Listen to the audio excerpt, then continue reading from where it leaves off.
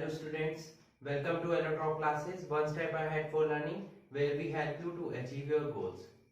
Students, आज के इस लेक्चर में हम डिस्कस करने वाले हैं chapter number 5 of class 10th periodic classification of elements के बारे में। ठीक है, तो जैसा कि आप जानते हैं कि ये चैप्टर टोटली डिपेंड होगा पीरियोडिक टेबल पर, जो कि एक टेबल होती है जिसमें कि जितने भी एलिमेंट्स अभी तक हमें ज्ञात हो चुके हैं, ओवरऑल 118 एलिमेंट्स, उन सभी के बारे में, उन सभी के सेटलमेंट्स के बारे में डिस्कस करने वाले हैं। ठीक है, तो स्टार्ट करते हैं आज के लेक्चर को। ओके, तो फर्स्ट ऑफ ऑल सबसे पहले आपको पता होना चाहिए कि जितने भी एलिमेंट्स अभी तक हमें ज्ञात हो चुके हैं उनकी नंबर कितनी है। तो टोटल ओवरऑल जो पीरियोडिक टेबल में एलिमेंट्स प्रेजेंट है उनकी जो नंबर है वो 118 है। मतलब कि पीरियोडिक टेबल में जितने एलिमेंट्स प्रेजेंट है वो कितने हैं, ओवरऑल 118 एलिमेंट्स है। तो क्या स्टार्टिंग से ही हमें 118 एलिमेंट्स पता थे? तो ऐसा नहीं है। स्टार्टिंग में ओवरऑल 18 सेंचुरी में लगभग हमें कितने एलिमेंट्स याद थे? केवल और केवल 30 एलिमेंट्स हमें पता थे। तो जैसे जैसे टाइम बीतता गया हमें साइंटिस्ट ने क्या किया, नए नए एलिमेंट्स की डिस्कवरी की और 30 एलिमेंट्स से वो डिस्कवरी कहां तक चली गई, 118 एलिमेंट्स तक चली गई। ठीक है, तो कुछ टाइम पहले तक हमें कितने एलिमेंट्स ज्ञात थे, 115 एलिमेंट्स तक ज्ञात हो चुके थे। रिसेंट अभी पता चला है कि जो 3 एलिमेंट्स थे 113, 115 और 117, जिनका एटॉमिक नंबर था, वो भी धीरे धीरे उनकी डिस्कवरी हो चुकी है। तो ओवरऑल हम कह सकते हैं कि अभी तक हमें कितने 118 एलिमेंट्स ज्ञात हो चुके हैं जो कि पीरियोडिक टेबल में प्रेजेंट है। ठीक है, अब इन्हीं एलिमेंट्स को एक पर्टिकुलर सीरीज में रखने के लिए हमने जो साइंटिस्ट है उन्होंने किसका डेवलपमेंट किया, पीरियोडिक टेबल का डेवलपमेंट किया, जो कि अभी हम पढ़ते हैं।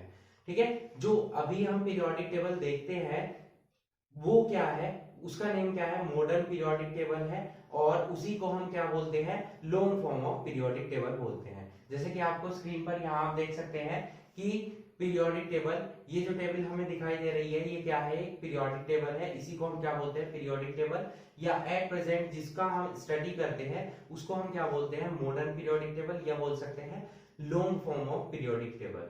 ठीक है, तो ये जो टेबल आपको दिखाई दे रही है ये क्या है, long form of periodic table, जिसमें कि हमें कितने एलिमेंट्स पता है, 118 एलिमेंट्स इसमें प्रेजेंट है। ठीक है, तो स्टार्टिंग से ही मैंने आपको बताया कि ऐसा नहीं था कि हमें 118 एलिमेंट्स ज्ञात हो और पीरियोडिक टेबल में 118 एलिमेंट्स प्रेजेंट हो। मतलब स्टार्टिंग में ये पीरियोडिक टेबल प्रेजेंट नहीं थी। धीरे धीरे रिसेंट जैसे जैसे डिस्कवरी होती गई एलिमेंट्स की, इस पीरियोडिक टेबल का डेवलपमेंट होता गया। ठीक है, तो स्टार्टिंग कहां से हुई पीरियोडिक टेबल की, और मतलब कि एलिमेंट्स को एक पर्टिकुलर पीरियोडिक टेबल के सीरीज में रखने के लिए ये जो सीरीज चलाई थी वो किन साइंटिस्ट ने चलाई थी, ये सब हम आज पढ़ने वाले हैं। ठीक है, तो सबसे पहले जितने भी एलिमेंट्स उस टाइम पर ज्ञात थे, ठीक है, तो सबसे पहले ये स्टार्टिंग की थी जिस साइंटिस्ट ने, उनका नेम क्या था, लेवोइसियर। वो साइंटिस्ट कौन थे, लेवोइसियर थे। इन्होंने क्या किया था कि नॉन मेटल्स और मेटल्स को, ठीक है, जितनी भी मेटल्स और नॉन मेटल्स उस टाइम पर प्रेजेंट थी उनकी एक सीरीज बना दी। ठीक है, तो उस सीरीज के बेसिस पर इन्होंने क्या किया, जो चाउस थे, चाउस मतलब जो अव्यवस्था थी उसमें से व्यवस्थित किया उनको, किसको, मेटल्स को और नॉन मेटल्स को एक पर्टिकुलर सीरीज में इन्होंने व्यवस्थित कर दिया। बट प्रॉब्लम क्या थी, इनकी जो व्यवस्था थी ये वो ज्यादा दिन तक नहीं चल पाई। ठीक है, क्योंकि वो इनएडिक्वेट थी, मतलब वो अपर्याप्त थी, क्योंकि पूरी तरीके से जितने भी एलिमेंट्स उस टाइम पर ज्ञात थे वो मेटल्स और नॉन मेटल्स तो थे ही, साथ में कुछ और एलिमेंट्स भी प्रेजेंट थे जिससे कि हम मेटलॉइड्स बोल सकते हैं। ठीक है, तो वहां पर उनके लिए कोई स्पेस नहीं था, इसीलिए जो लेवोइसियर ने बताया था पीरियोडिक टेबल, जो मतलब जितने भी एलिमेंट्स उस टाइम पर प्रेजेंट थे, जो सीरीज इन्होंने बताई थी वो ज्यादा दिन तक नहीं चल पाई। ठीक है, उसके बाद एक साइंटिस्ट आए जिनका नेम क्या था, डोबरेनियर। ठीक है, फुल नेम तो इनका क्या था, जोहान वोल्फगैंग डोब्रेनियर, जो कि एक जर्मन साइंटिस्ट, जर्मन केमिस्ट थे।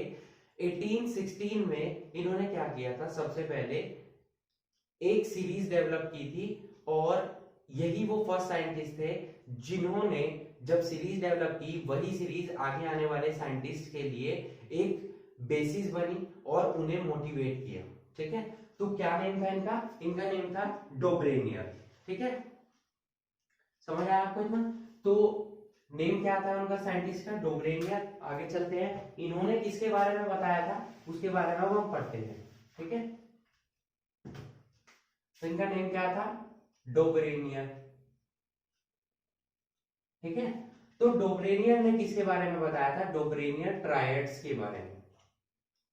ठीक है, इन्होंने डोब्रेनियर ट्रायड्स के बारे में कब बताया था, 1817 में। जैसे कि मैंने आपको बताया कि इन्हें इन शॉर्ट आप डोब्रेनियर बोल सकते हैं, और कंप्लीट नेम इनका क्या था, जोहान वुल्फगैंग डोब्रेनियर। ठीक है, इन्होंने 1817 में क्या किया, इन्होंने क्या किया कि पीरियोडिक टेबल एक हमें बनानी है, और किस बेसिस पर बनानी है कि जो एलिमेंट्स हमारे सिमिलर प्रॉपर्टीज रखते हैं, यानी कि जिन एलिमेंट्स की प्रॉपर्टीज आपस में एक दूसरे से मैच करती है, उन सभी को हम एक साथ रख सकते हैं, जबकि जिनकी प्रॉपर्टीज एक दूसरे से मैच नहीं करती है, उन सभी को हम अलग रख सकते हैं। ठीक है, तो इस बेसिस पर इन्होंने तीन तीन एलिमेंट्स की एक सीरीज टाइप की, और उसी सीरीज को इन्होंने क्या नेम दिया, ट्रायड्स नेम दिया। ठीक है, मतलब तीन तीन एलिमेंट्स को इन्होंने एक साथ रखा जिनकी प्रॉपर्टीज आपस में मैच करती थी, उसी सीरीज को इन्होंने क्या नेम दिया, डोब्रेनियर ट्रायड्स नेम दिया। ठीक है,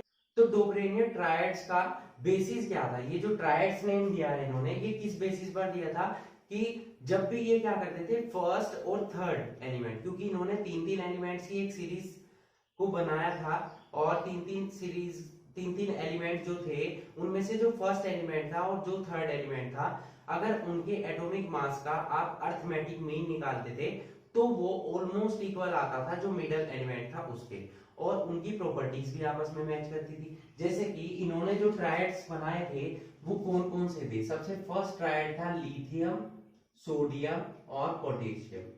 ठीक है, सेकंड क्या था, कैल्शियम, स्ट्रोंशियम और बेरियम। ठीक है, उसके बाद थर्ड क्या था, यहाँ पर जो थर्ड इन्होंने बताया था, सल्फर, सेलेरियम और टेलुरियम। और फोर्थ जो इन्होंने बताया था वो क्या बताया था, क्लोरीन, ब्रोमीन और आयोडीन। ठीक है, इन्होंने इस तरीके से तीन तीन एलिमेंट्स की सीरीज को डेवलप किया, और वो तीन तीन एलिमेंट्स के पेयर बना दिए, और उन्हीं पेयर्स को इन्होंने क्या नेम दिया था, ट्रायड्स। क्या नेम दिया था, ट्रायड्स। अब प्रॉपर्टीज कैसे मैच करती थी कि जब भी आप फर्स्ट और थर्ड एलिमेंट के एटॉमिक मास का सम निकालते थे, तो वो ऑलमोस्ट इक्वल आता था मिडल एलिमेंट के। जैसे कि लिथियम का एटॉमिक मास कितना होता है, 6.9, और सोडियम का कितना होता है, 23, और पोटेशियम का कितना होता था, 39। ओके, तो ये जो तीन आपको दिखाई दे रहे हैं, तीन एलिमेंट्स, तीनों के एटॉमिक मासेस हमने नोट कर दिए।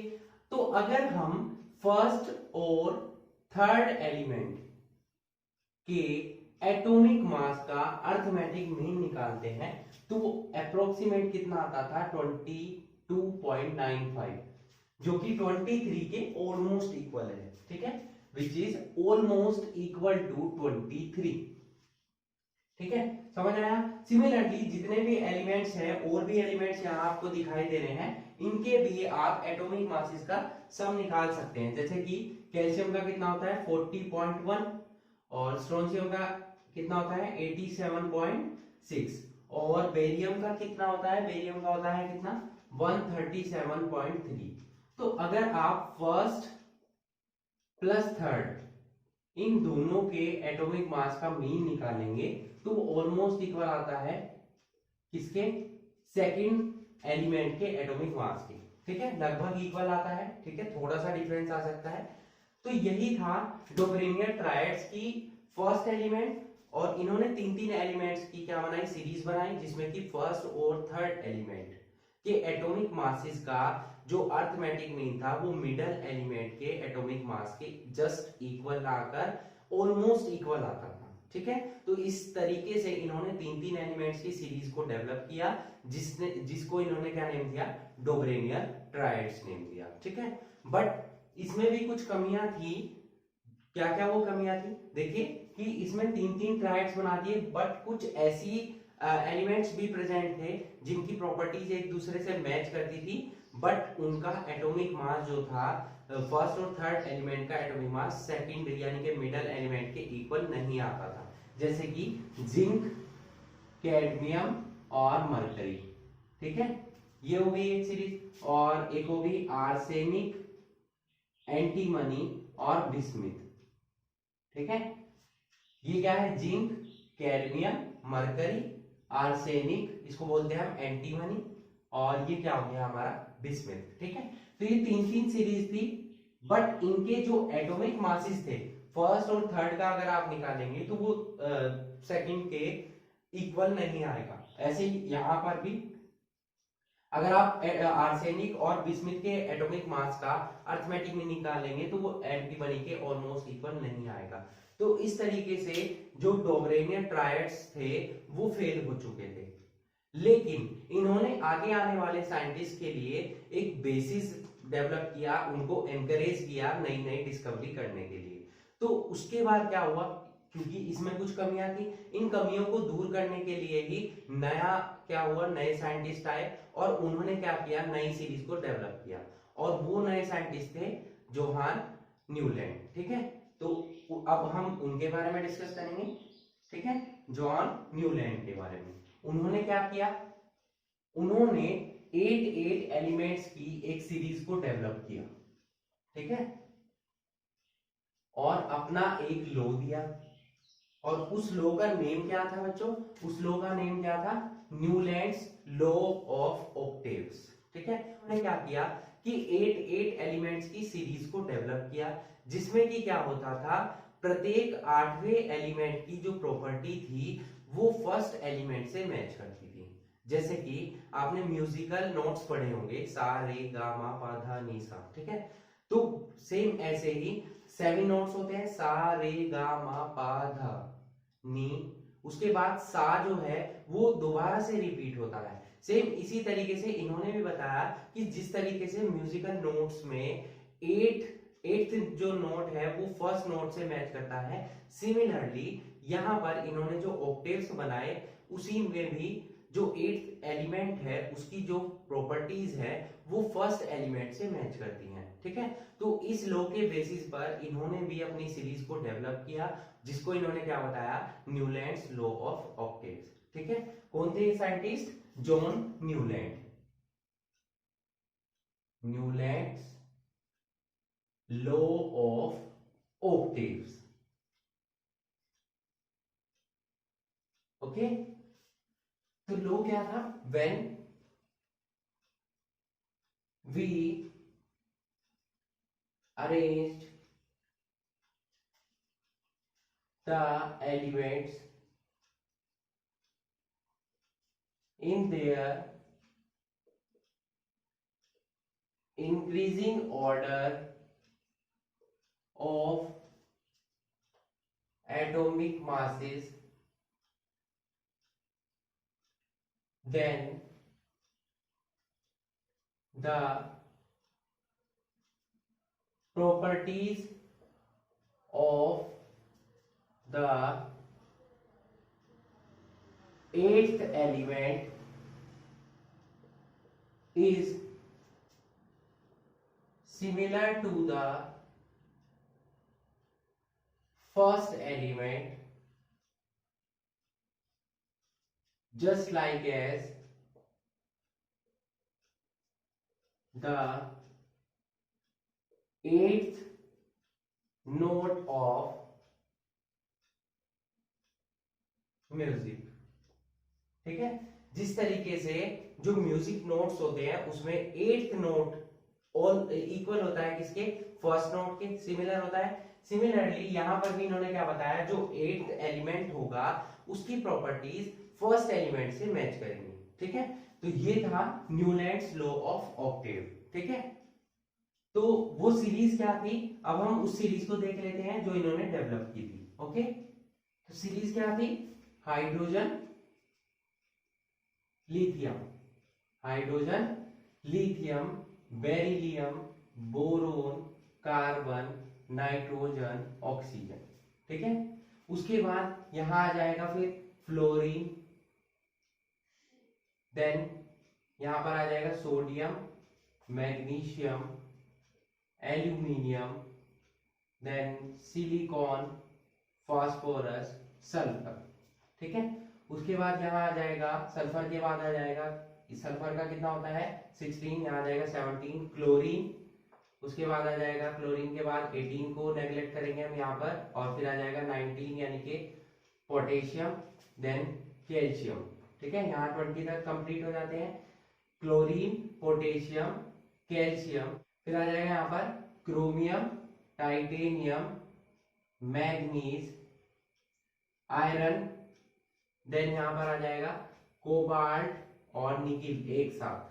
ठीक है, कोबाल्ट और निकिल एक साथ आएंगे, फिर आएगा कॉपर, देन जिंक, फिर वाइट्रियम, इंडियम, आर्सेनिक, सेलेनियम। ठीक है, उसके बाद लास्ट में आएगा ब्रोमीन, रुबिडियम, स्ट्रोंसियम, यहां आ जाएगा सेलेनियम, और साथ में उसके आ जाएगा लैंथेनम, और फिर आएगा जिरकोनियम, और ये दोनों स्पेस क्या हो गए फ्री हो। ठीक है, अब यहां पर ये जो आपको सीरीज दिखाई दे रही है, ये क्या था, न्यूलैंड्स के जो ऑक्टेव्स उन्होंने बनाए थे उसकी सीरीज आपको दिखाई दे रही है। ठीक है, first, second, third, fourth, fifth, six, seven. तो इस तरीके से यहाँ आपको कितने एलिमेंट्स दिखाई दे रहे हैं, 7 एलिमेंट्स दिखाई दे रहे हैं। तो जो 8th एलिमेंट होगा उसकी प्रॉपर्टीज फर्स्ट से मैच करेगी। जैसे कि लिथियम है, लिथियम के बाद 1 2 3 4 5 6 7। ठीक है, तो प्रत्येक 8th एलिमेंट की प्रॉपर्टी जो है वो किससे मैच करेगी, उससे पहले वाले से। जैसे यहाँ के 1 2 3 4 5 6 और 7, फिर आ गया 8th एलिमेंट, यानी कि सोडियम की प्रॉपर्टी किससे मैच करेंगे, लिथियम से। सिमिलरली फिर सोडियम से आगे आ जाएंगे 1 2 3 4 5 6 7 और 8, यानी कि इसकी प्रॉपर्टी फिर इससे मैच करेंगे। ठीक है, लेकिन यहां पर ये सीरीज तो इन्होंने बना दी। ठीक है, और कुछ हद तक ये पॉसिबिलिटी दिखाई भी दी इसमें न्यूलैंड्स लॉ ऑफ ऑक्टेव में, लेकिन यहां पर भी कुछ प्रॉब्लम्स क्रिएट होने लग गई। क्या प्रॉब्लम क्रिएट होने लगी, यानी कि इसकी लिमिटेशंस क्या होंगी, जो प्रॉब्लम्स क्रिएट होंगी वही क्या होंगी, उसकी लिमिटेशंस होंगी।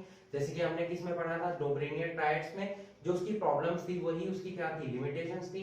तो यहां पर भी क्या होगा, लिमिटेशन, फर्स्ट लिमिटेशन क्या हो जाएगी, अगर आपसे एग्जाम में लिमिटेशंस पूछी जाए किसकी, न्यूलैंड्स लॉ ऑफ ऑक्टेव की, तो आप क्या बताएंगे कि जो फर्स्ट लिमिटेशन थी वो क्या थी, कि जो न्यूलैंड्स लॉ ऑफ ऑक्टेव था वो केवल और केवल वेरिफिकेशन उसका कहां तक हो गया, कैल्शियम तक। उसके बाद उसमें क्या हो गया, डिसमॉडिफिकेशन आना स्टार्ट हो गया। ठीक है, यहां पर फर्स्ट तो लिमिटेशन ये हो गई। सेकंड लिमिटेशन क्या हो गई, कि जो एलिमेंट्स थे उन्होंने क्या बताया न्यूलैंड ने, कि इसके टेबल के बाद कोई और एलिमेंट डिस्कवर कभी नहीं होंगे। ठीक है, यानी कि जो एलिमेंट उस टाइम तक ज्ञात हो चुके थे, न्यूलैंड ने ये माना कि नेक्स्ट आगे जनरेशन, आने वाली जनरेशन में कोई भी नया एलिमेंट डिस्कवर नहीं होगा, जो कि पॉसिबल नहीं है। उसके बाद भी क्या हो गए, एलिमेंट डिस्कवर हुए। ठीक है, तो सेकंड लिमिटेशन ये होगी। थर्ड लिमिटेशन क्या होगी, कि यहाँ पर नोबल गैसेस के लिए कोई भी प्लेस नहीं था। नोबल गैसेस जो आप अब पढ़ते हैं, कौन कौन सी नोबल गैसेस होती है, helium, neon, argon, krypton, xenon, radon. ठीक है, ये 6 नोबल गैसेस आप पढ़ते हैं पीरियोडिक टेबल में, बट यहां पर इस टेबल में इनके लिए कोई भी प्लेस नहीं था।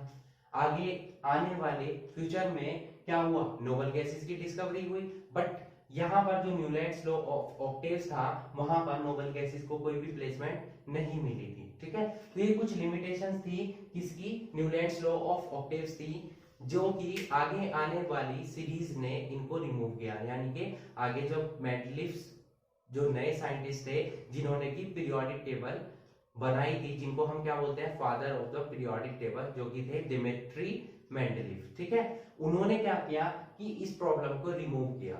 ठीक है, समझ आया आपको इतना। तो ये था न्यूलैंड्स लॉ ऑफ ऑक्टेव। अब हम पढ़ेंगे मेंडलीव्स पीरियोडिक टेबल, यानी कि जहां से पीरियोडिक टेबल की स्टार्टिंग हुई। किसने बताया था इसके बारे में? डिमिट्री मेंडलीव ने, जो कि एक केमिस्ट थे, एक साइंटिस्ट थे, जिन्होंने पीरियोडिक टेबल का डेवलपमेंट किया। ठीक है, तो अब हम पढ़ेंगे किसके बारे में? मेंडलीव्स पीरियोडिक टेबल के बारे में। Okay, so please note it.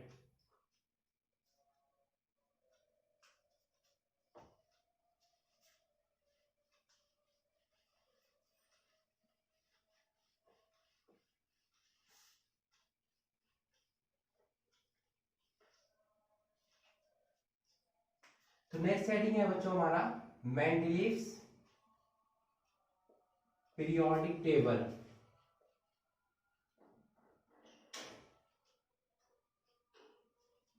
ठीक है, जैसे कि मैंने आपको बताया कि जो मेंडलीव थे उन्होंने फर्स्ट पीरियोडिक टेबल डेवलप की। ठीक है, ये जो मेंडलीव थे इनका फुल नेम क्या था? डेमेट्री आई मेंडलीव। ठीक है, क्या नेम था इनका?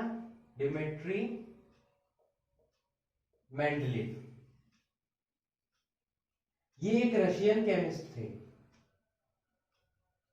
जिन्होंने सबसे पहले 1869 में फर्स्ट पीरियोडिक टेबल का डेवलपमेंट किया है। ये ईयर भी आपको ध्यान रखना है, 1869 में फर्स्ट पीरियोडिक टेबल डेवलप हुई थी। रिसेंटली आपको पता था 2019 में पीरियोडिक टेबल के 150 ईयर्स कंप्लीट हुए थे। ठीक है, तो यहाँ पर क्या था, मेंडलीव ने फर्स्ट पीरियोडिक टेबल जो डेवलप की थी वो क्या थी, कब की थी? 1869 में इन्होंने डेवलप की थी। अब सबसे पहले ये जो टर्म है पीरियोडिक टेबल, इसका मीनिंग आपको पता होना चाहिए। तो पीरियोडिक टेबल होती क्या है?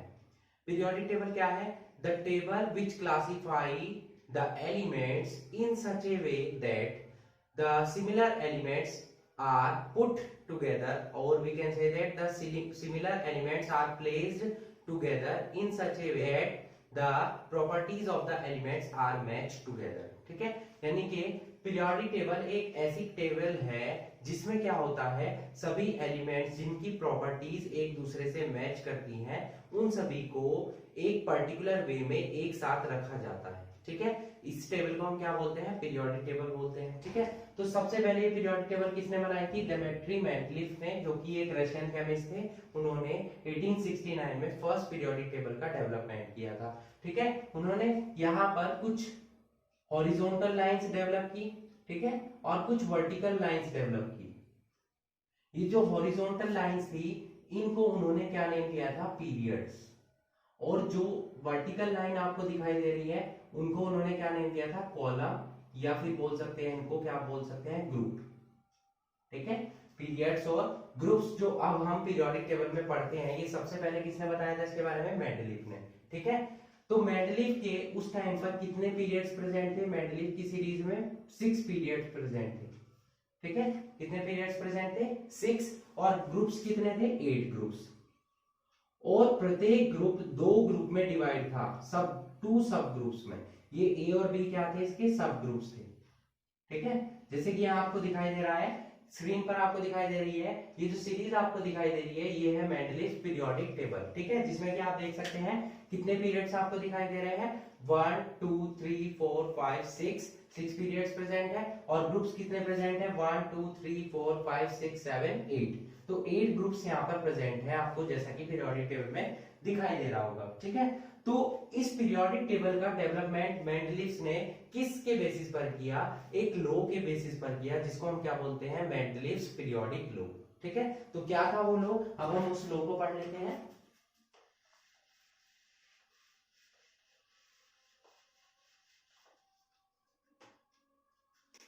तो मेंडलीव्स पीरियोडिक लॉ क्या था? हेडिंग डाल लेते हैं, मेंडलीव्स पीरियोडिक लॉ, जिसके बेसिस पर मेंडलीव ने अपनी पीरियोडिक टेबल को रेडी किया। क्या था वो law? The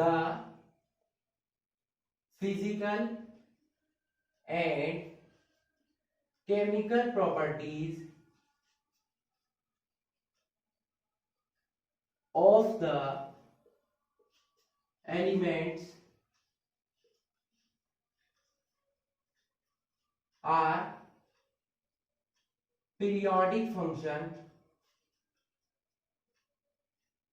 of their atomic masses,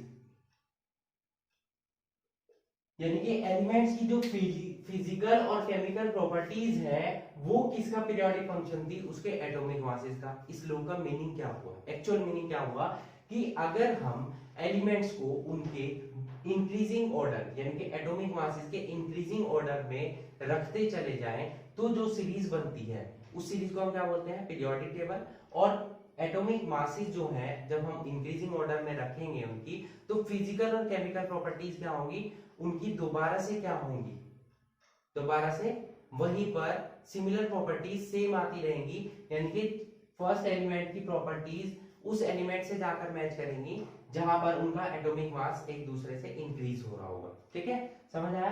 तो ये क्या था, मेंडलिस पीरियोडिक लॉ था, जिसके बेसिस पर मेंडलीफ ने अपनी पीरियोडिक टेबल को डेवलप किया था। ठीक है, इतना क्लियर हो गया। अब आगे चलते हैं इसके।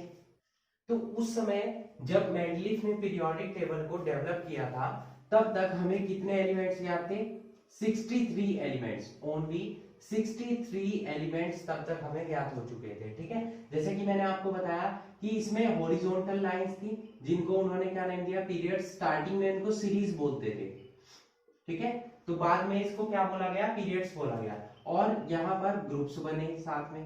ठीक है, जो वर्टिकल लाइंस थी उनको हमने क्या बोला, ग्रुप्स बोला, और जो हॉरिजॉन्टल लाइंस थी उनको हम सीरीज बोलते थे, बाद में क्या बोलने लगे, हम उनको पीरियड्स बोलने लगे। ठीक है, तब तक हमें कितने एलिमेंट्स ज्ञात थे, 63 एलिमेंट्स ज्ञात थे। इन्हीं 63 एलिमेंट्स के बेसिस पर ही मेंडलीफ ने अपना पीरियोडिक टेबल को डेवलप किया था। ठीक है, तो मेंडलीफ पीरियोडिक टेबल जो बनी थी उसकी पहले जो ट्रायड्स आए, डोबरेनियर ट्रायड्स और न्यूलैंड्स लॉ ऑफ ऑक्टेव्स, उसके अकॉर्डिंग कुछ अचीव किया उन्होंने, नई अचीवमेंट्स की। ठीक है, तो वो अचीवमेंट्स क्या थी, फर्स्ट अचीवमेंट क्या थी, सिस्टमैटिक स्टडी,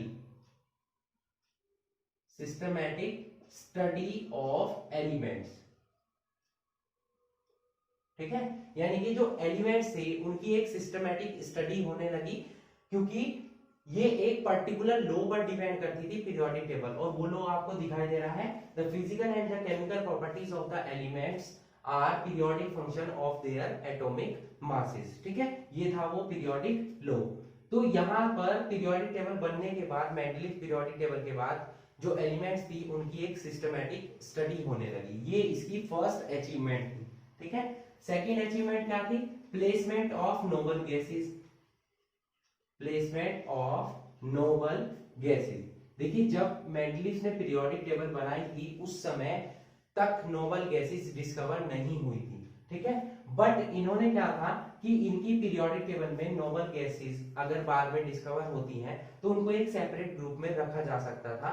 इन्होंने एक सेपरेट ग्रुप यहाँ पर हम इसके लिए प्रिपेयर कर सकते थे without disturbing the previous elements. ठीक है, जो पहले एलिमेंट्स प्रेजेंट थे उनको बिना डिस्टर्ब किए हुए पीरियोडिक टेबल में आप नोबल गैसेस को अलग से प्लेस वैल्यू दे सकते थे।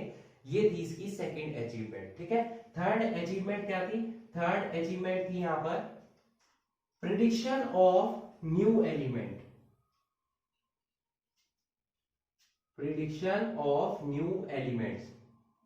जैसे कि जो ये थे न्यूलैंड्स लॉ ऑफ ऑक्टेव जिन्होंने दिया था, जॉन न्यूलैंड ने, उन्होंने क्या कहा था कि जो मैंने सीरीज बना दी है उसके बाद नए एलिमेंट्स डिस्कवर नहीं होंगे। मेंडलीफ ने ऐसा नहीं बताया, उन्होंने कहा कि फ्यूचर में हो सकता है नए एलिमेंट्स डिस्कवर हो, और ऐसा उसी के बेसिस पर इन्होंने अपनी जो टेबल थी उसमें कुछ स्पेसिस जो है वो ब्लैंक छोड़ दिए थे कि कुछ एलिमेंट्स हो सकता है इन फ्यूचर डिस्कवर होंगे और उनकी प्रॉपर्टीज यहाँ पर बैठे रखे हुए एलिमेंट से मैच करेंगी। ठीक है, तो इस बेसिस पर इन्होंने क्या किया, नए एलिमेंट्स को प्रिडिक्ट किया कि यहाँ पर हो सकता है इन फ्यूचर नए एलिमेंट्स डिस्कवर हो।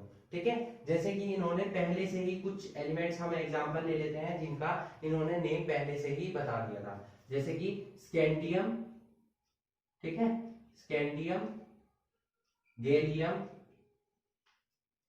जर्मेनियम, ये एग्जाम में पूछे जाते हैं। ठीक है, कि कौन से तीन ऐसे एलिमेंट थे जिनके बारे में मेंडलीफ ने पहले से ही बता दिया था, तो वो थे स्कैंडियम Sc से डिनोट करेंगे, गैलियम Ga से डिनोट करेंगे, जर्मेनियम Ge से। इन्होंने इनको पहले से प्रिडिक्ट कर चुके थे मेंडलीफ, बट इन्होंने नेम अलग दिए थे इनके। जैसे कि स्कैंडियम का उन्होंने नेम क्या दिया था, एका बोरोन, यानी कि इसकी प्रॉपर्टी बोरोन से मैच करती थी, दैट्स व्हाई इसको इन्होंने नेम दिया था एका बोरोन। इसको गैलियम को क्या दिया था, एका एल्यूमिनियम।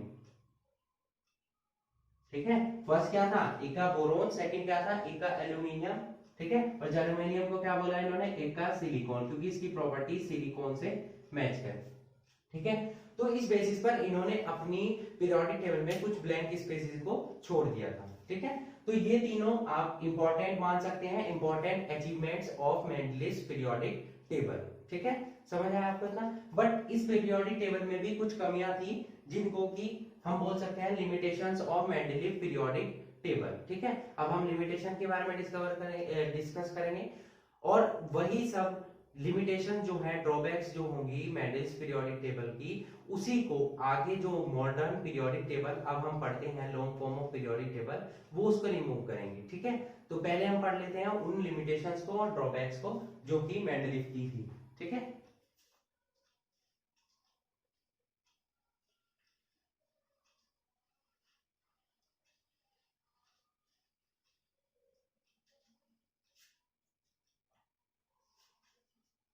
लिमिटेशंस और ड्रॉबैक्स। ठीक है, मेंडलीफ पीरियोडिक टेबल की क्या क्या लिमिटेशन थी। फर्स्ट लिमिटेशन जो थी वो थी पोजीशन ऑफ हाइड्रोजन। ठीक है, हाइड्रोजन की पोजीशन के बारे में क्या इसमें इंटरचेंजिंग थी, क्या लिमिटेशन थी, पोजीशन ऑफ हाइड्रोजन। ठीक है, हाइड्रोजन की जो प्रॉपर्टीज थी, हाइड्रोजन जो है वो एल्कली मेटल्स से प्रॉपर्टीज उसकी मैच करती थी, जितनी भी एल्कली मेटल्स थी। जैसे कि एल्कली मेटल्स जो है वो हेलोजन से रिएक्ट करती थी। जैसे कि एल्कली मेटल हम सोडियम की बात कर लें तो वो हेलोजन से रिएक्ट कर सकती थी, वो ऑक्सीजन से रिएक्ट करती थी, और वो सल्फर से भी रिएक्ट करती थी। सिमिलरली हाइड्रोजन भी कर सकता था, हेलोजन से रिएक्शन HCl बना रहा है, और H2O और H2S। ठीक है, तो इस तरीके से इसकी प्रॉपर्टीज किससे मैच करती थी, एल्कली मेटल से। और जो इसका इलेक्ट्रॉनिक कॉन्फ़िगरेशन है वो भी किससे मैच कर रहा था, यहाँ पर हाइड्रोजन का एटॉमिक नंबर 1 होता है, तो इसका इलेक्ट्रॉनिक कॉन्फ़िगरेशन किससे मैच कर रहा था, एल्कली मेटल से। बट यहाँ पर ये हेलोजन से भी सिमिलरिटी मैच करता है, क्योंकि आपको पता है कि हाइड्रोजन के आउटर मोस्ट शेल में एक इलेक्ट्रॉन है, तो इसको अपना ड्यूप्लेट कंप्लीट करने के लिए 2 इलेक्ट्रॉन चाहिए, एक इलेक्ट्रॉन की रिक्वायरमेंट है। सिमिलरली जो हेलोजन्स होती है उसकी भी आउटर मोस्ट शेल में एक इलेक्ट्रॉन की कमी होती है, वो भी अपना ऑक्टेट कंप्लीट करने के लिए उसको भी एक इलेक्ट्रॉन की रिक्वायरमेंट है। तो इस तरीके से उस टाइम पर हाइड्रोजन को हम फर्स्ट ए और सेवेंथ ए, इन दोनों में से किसी भी एक ग्रुप में रख सकते थे। ठीक है, तो इसकी पोजीशन फिक्स नहीं हो पाई कि इसको फर्स्ट ए ग्रुप में रखना है या इसको सेवेंथ ए ग्रुप में रखना है। तो ये थी इसकी फर्स्ट लिमिटेशन। सेकंड लिमिटेशन क्या हो जाती है, position of isotopes. Position of isotopes, isotopes के बारे में आपको पढ़ा चुका हूं मैं कि जिनका ऐसे एलिमेंट जिनका एटॉमिक नंबर तो क्या होता है, सेम होता है, बट मास नंबर या एटॉमिक मास उनका अलग अलग होता है। तो जब मेंडलीफ ने पीरियोडिक टेबल डेवलप की उस टाइम तक क्या था, उस टाइम तक आइसोटोप्स की डिस्कवरी नहीं हुई थी। ठीक है, जैसे हाइड्रोजन के 3 आइसोटोप होते हैं, प्रोटियम, ड्यूटीरियम और ट्राइटियम। तो उस टाइम तक केवल प्रोटियम यानी कि हाइड्रोजन की डिस्कवरी हुई थी, ड्यूटीरियम और ट्राइटियम की नहीं हुई थी। तो वहां पर मेंडलीफ पीरियोडिक टेबल में आइसोटोप्स को कोई भी प्लेस वैल्यू नहीं दी गई थी। ठीक है, समझ आया आपको इतना। उसके बाद आ जाते हैं थर्ड प्रॉपर्टी पर। थर्ड प्रॉपर्टी क्या थी, थर्ड लिमिटेशन क्या थी यहाँ पर, कि कुछ ऐसे एलिमेंट्स थे जिनकी प्रॉपर्टीज जो थी वो एक दूसरे से मैच नहीं कर सकती थी, या ऐसा बोल सकते हैं कुछ ऐसे एलिमेंट्स थे, क्योंकि मेंडलीफ ने किसके बेसिस पर बनाया था पीरियोडिक टेबल को, एटॉमिक मासेस के। और कुछ ऐसे एलिमेंट्स थे जिनके एटॉमिक मासेस वहां पर मिसमैच कर रहे थे। ठीक है, mismatch of atomic masses of some elements, यानी कि कुछ ऐसे एलिमेंट्स थे जिनके एटॉमिक मासेस तो थे ज्यादा और उनको रख पहले रखा था उन्होंने। जैसे कि हम एग्जांपल ले लेते हैं आर्गन और पोटेशियम। ये मैं एग्जांपल बता रहा हूं आपको, ठीक है। आर्गन का एटॉमिक मास कितना होता है 39.9, ठीक है, और पोटेशियम का कितना होता है 39.0, ठीक है। तो इसके अकॉर्डिंग हमें क्या था भाई, इंक्रीजिंग ऑर्डर था एटॉमिक मासेस का, तो पोटेशियम को पहले रखना चाहिए था और आर्गन को बाद में रखना चाहिए था। एक्चुअल में तो ये सही था, बट पीरियोडिक टेबल में कैसे रखा गया है, आर्गन को पहले रखा गया है और पोटेशियम को बाद में रखा गया है, जो कि बिल्कुल गलत है। मेंडलिस पीरियोडिक टेबल लॉ के अकॉर्डिंग तो ये गलत है, क्योंकि जब इसका आर्गन का एटॉमिक मास ज्यादा है तो इसको तो पोटेशियम के बाद रखना चाहिए था, तो बट इसको रखा कहाँ गया है, पहले रखा गया है, तो इसकी ये क्या थी, लिमिटेशंस थी, ठीक है। आगे चलते हैं नेक्स्ट लिमिटेशंस पर।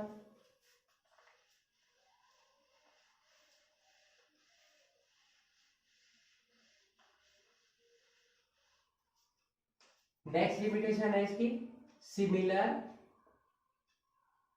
एलिमेंट्स आर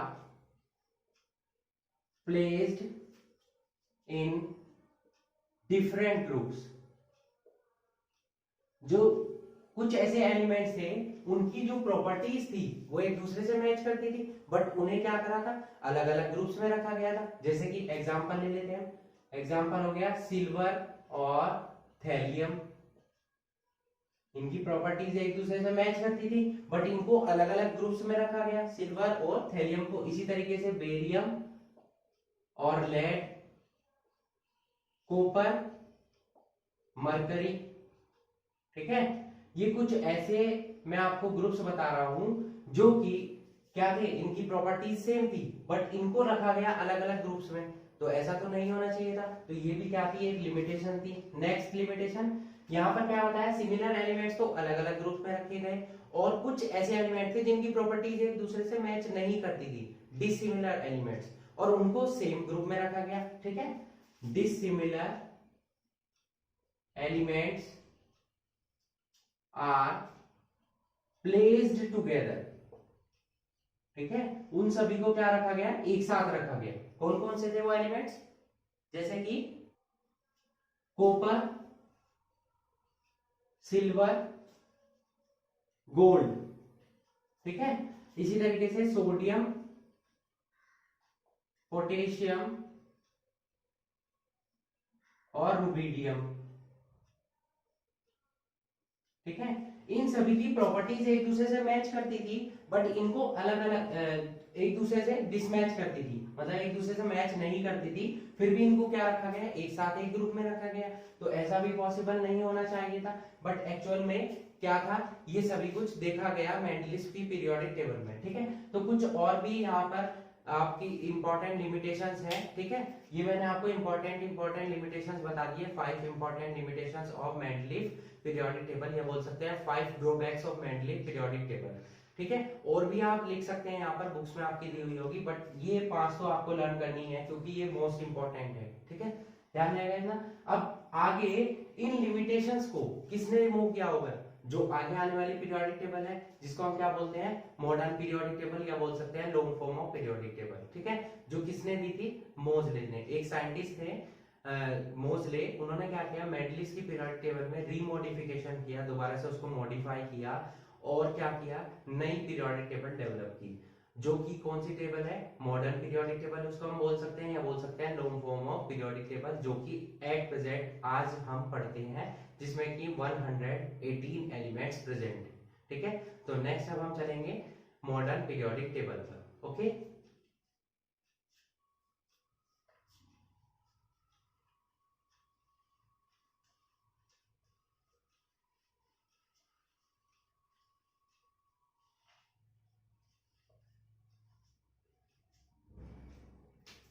नेक्स्ट है मॉडर्न पीरियोडिक टेबल,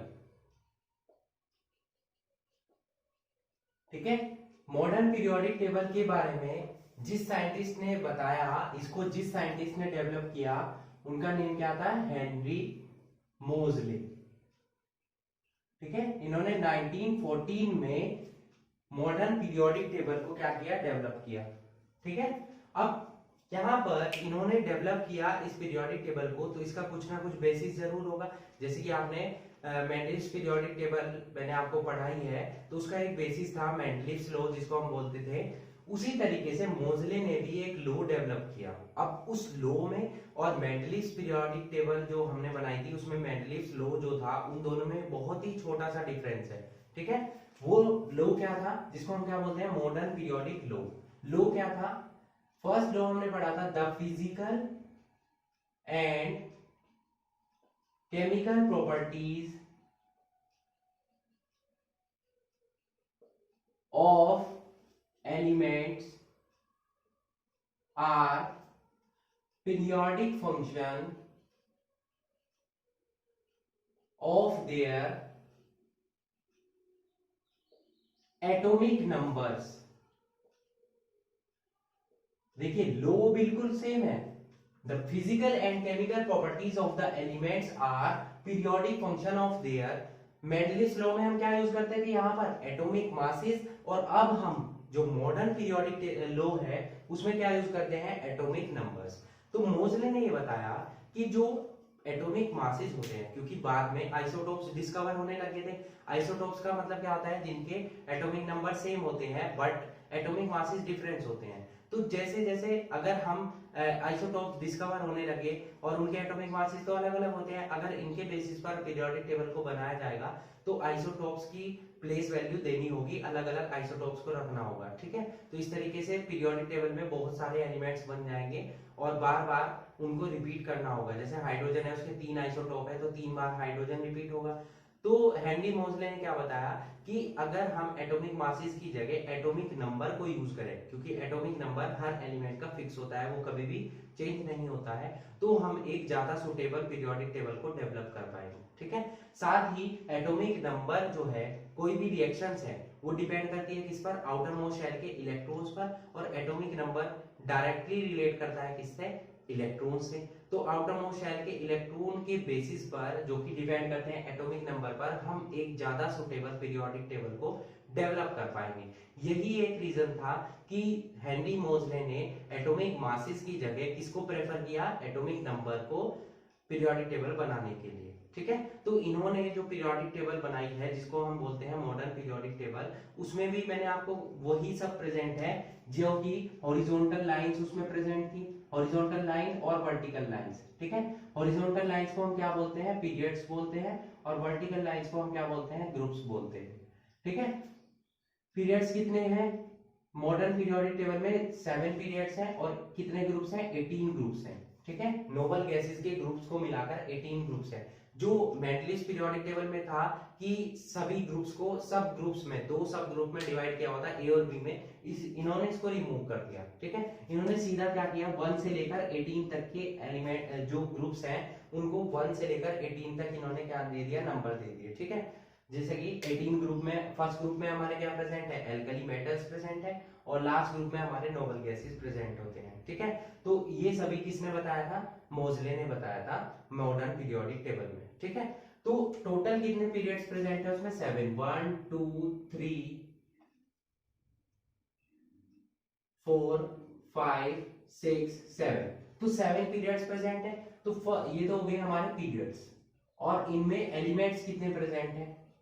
ठीक है, फर्स्ट पीरियड में कितने एलिमेंट है, 2, देन 8 8 18 18, फिर आ जाएगा 32, अभी तक यहाँ पर 29 थे लास्ट में। ठीक है, बट अब ये तीनों एलिमेंट यहाँ पर डेवलप हो चुके हैं, कौन कौन से, 113 115 और 170। ठीक है, जब आप पीरियोडिक टेबल चेक करेंगे तो उसमें आप देखेंगे कि ओवरऑल 118 एलिमेंट्स प्रेजेंट है। ठीक है, तो यहाँ पर फर्स्ट जो है ये, इसको हम क्या बोलते हैं, वेरी शॉर्ट, क्योंकि इसमें केवल और केवल 2 ही है, इसको हम बोलते हैं क्या, शॉर्ट पीरियड। ठीक है, इनको हम बोलते हैं क्या, लॉन्ग पीरियड। ये हो जाएंगे दोनों वेरी लॉन्ग। ठीक है, इसको पहले हम इनकम्प्लीट बोलते थे क्योंकि 3 इसमें डिस्कवर नहीं हुए थे। तो इस तरीके से टोटल ओवरऑल 118 एलिमेंट्स प्रेजेंट है पीरियोडिक टेबल में। ठीक है, और यहाँ पर साथ में इन्होंने क्या किया कि जो पीरियड्स हमने बनाए हैं, जो ग्रुप्स बनाए हैं, उनको इन्होंने ब्लॉक्स में डिवाइड कर दिया। ठीक है, तो टोटल कितने ब्लॉक्स प्रेजेंट है उसमें, 4 ब्लॉक प्रेजेंट है। तो जो ग्रुप 1 और 2 है, इसको क्या बोलते हैं हम, एस ब्लॉक। ठीक है, ग्रुप 1 और ग्रुप 2 को हम क्या बोलते हैं, एस ब्लॉक। इसी तरीके से ग्रुप 13 से 18 तक इसको हम क्या बोलते हैं, पी ब्लॉक। ठीक है, और ग्रुप 12 यहां से 3 से लेकर 12 तक का जो ग्रुप है उसको हम क्या बोलते हैं, डी ब्लॉक बोलते हैं। ठीक है, और लास्ट में जो नीचे 2 सीरीज बनाई हुए हैं, एक तो लेंथेनॉइड और एक एक्टिनॉइड, इसके बारे में अभी हम डिस्कस करेंगे। इसको हम क्या बोलते हैं, एफ ब्लॉक। ठीक है, तो टोटल पूरी पीरियोडिक टेबल को हेनरी मोजले ने 4 ब्लॉक्स में कन्वर्ट कर दिया।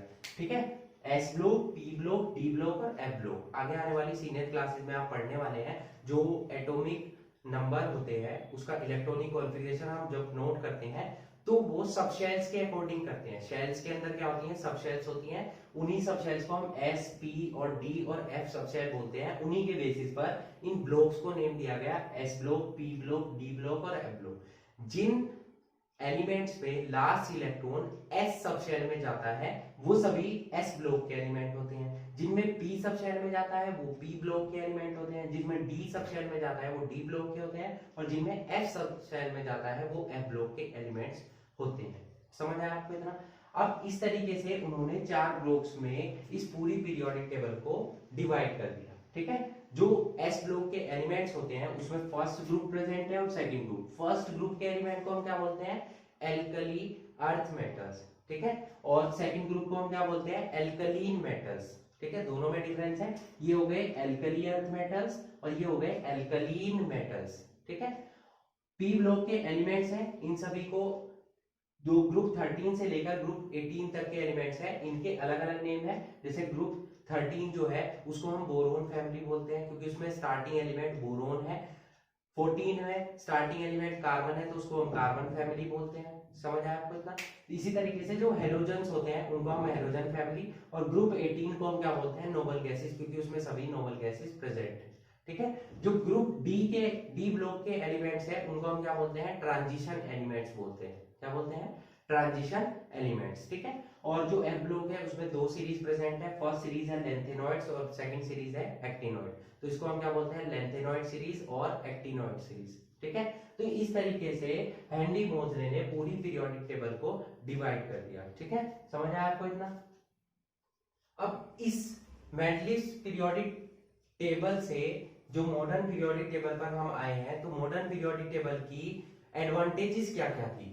जो मॉडर्न पीरियोडिक टेबल हेनरी मोजले ने डेवलप की है, ये क्यों ज्यादा प्रेफर की जाती है मेंडलिस पीरियोडिक टेबल से? ठीक है, तो उसके क्या क्या रीजन है? देखिए, फर्स्ट रीजन क्या है कि यहाँ पर हम एटॉमिक नंबर को यूज करते हैं एटॉमिक मास के जगह। ठीक है, तो एटॉमिक मास एक इंपॉर्टेंट फंडामेंटल प्रॉपर्टी नहीं है क्योंकि वो चेंज होती रहती है, जबकि एटॉमिक नंबर एक इंपॉर्टेंट फंडामेंटल प्रॉपर्टी है जो कि चेंज नहीं होती है, जिसके बेसिस पर मॉडर्न पीरियोडिक टेबल को बनाया गया है। ठीक है, सेकंड पॉइंट कि यहाँ पर जो हमने आर्गन पढ़ा था और पोटेशियम की कंडीशन को पढ़ा था, आर्गन कितना था 39.9 और पोटेशियम कितना था 39, जिसमें कि आर्गन को पहले रखा गया था और जबकि पोटेशियम को बाद में। लेकिन रखा कैसे जाना चाहिए, तो पोटेशियम को पहले और आर्गन को पहले और पोटेशियम को बाद में। ठीक है, इस तरीके से तो यहाँ पर वो प्रॉब्लम भी सोल्व हो गई क्योंकि आर्गन का एटॉमिक नंबर कितना होता है 18 और पोटेशियम का 19।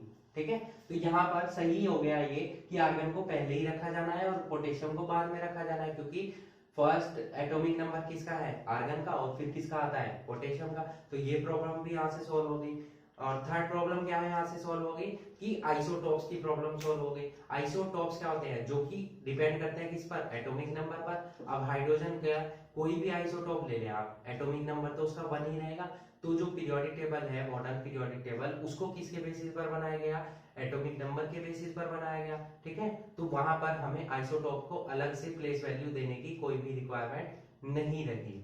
ठीक है, और साथ ही यहाँ पर हमने S block, p block, d block और एफ ब्लॉक में इनको डिवाइड कर दिया है, जिससे कि इनकी स्टडी करना पहले से ज्यादा इजी हो गया है। ठीक है।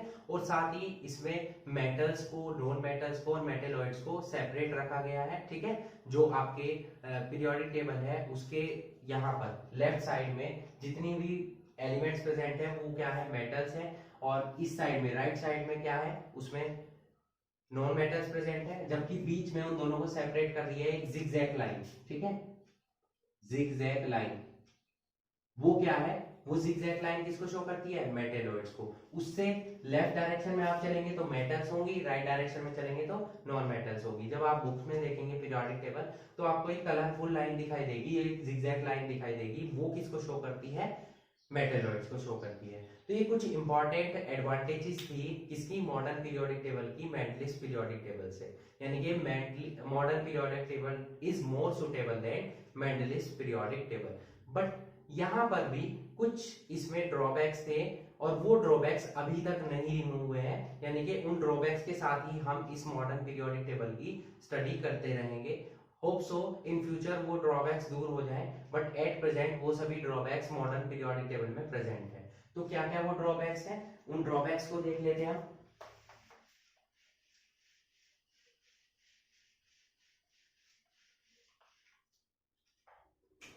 ड्रॉबैक्स, मॉडर्न पीरियोडिक टेबल की ड्रॉबैक्स क्या है। Number 1, position of hydrogen. ये ड्रॉबैक आपकी मेंटलिस्ट पीरियोडिक टेबल में भी प्रेजेंट थी। जैसे कि मैंने आपको बताया कि हाइड्रोजन की जो प्रॉपर्टीज हैं वो एल्कली मेटल से भी मैच करती है और हेलोजन से भी मैच करती है। प्रॉपर्टीज इसकी मोस्टली किससे मैच करती हैं, एल्कली मेटल से, ठीक है। बट अगर इसका इलेक्ट्रॉनिक कॉन्फ़िगरेशन देखा जाए तो वो किससे मैच कर रहा है, क्योंकि वो एक इलेक्ट्रॉन को गेन भी कर सकता है, तो वो मैच कर रहा है हेलोजन से।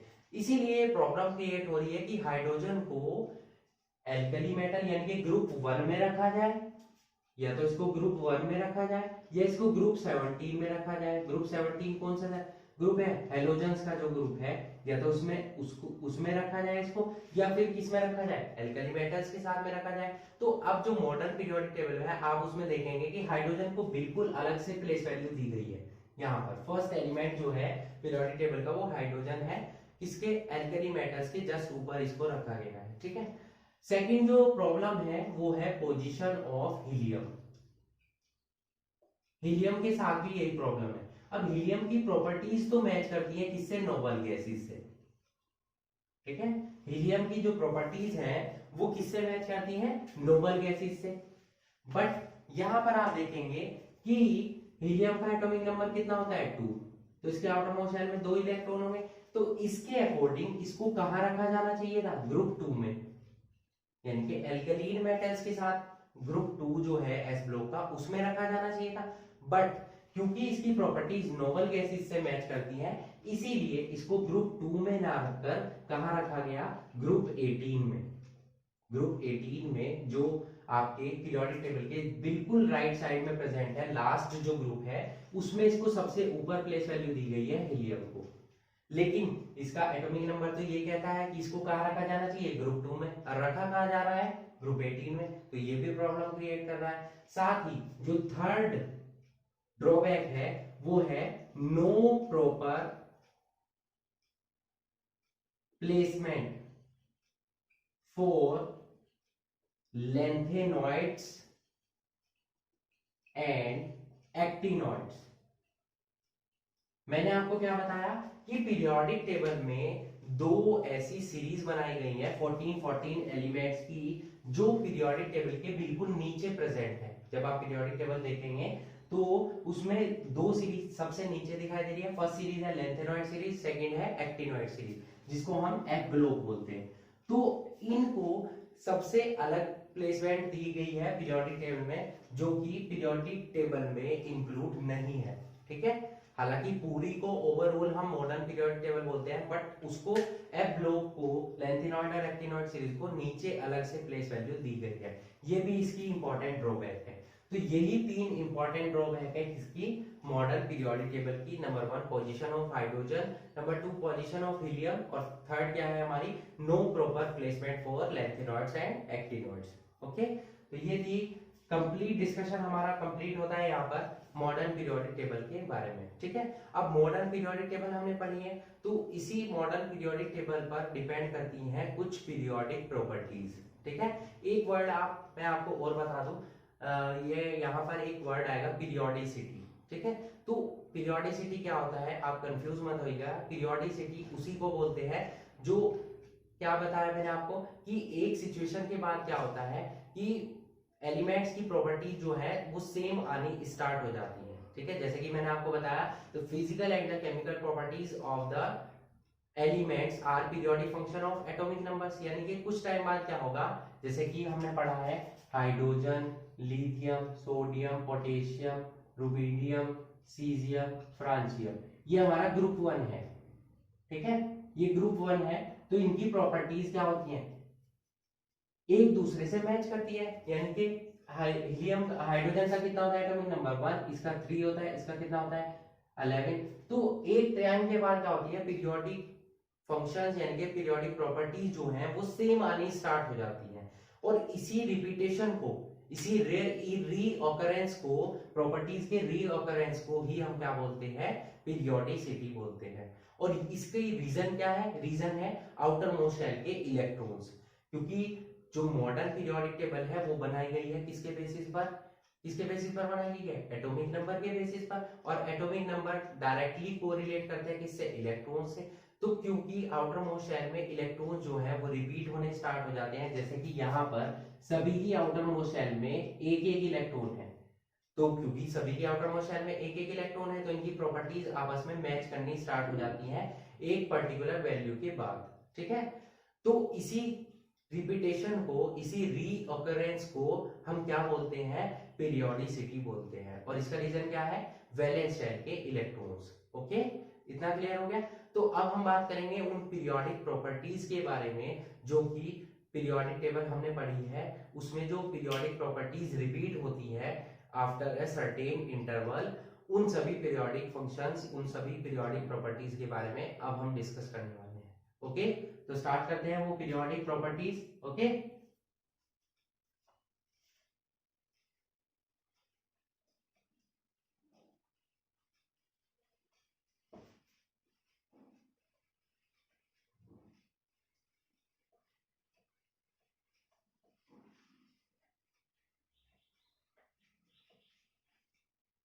नेक्स्ट चलते हैं पीरियोडिक प्रॉपर्टीज पर।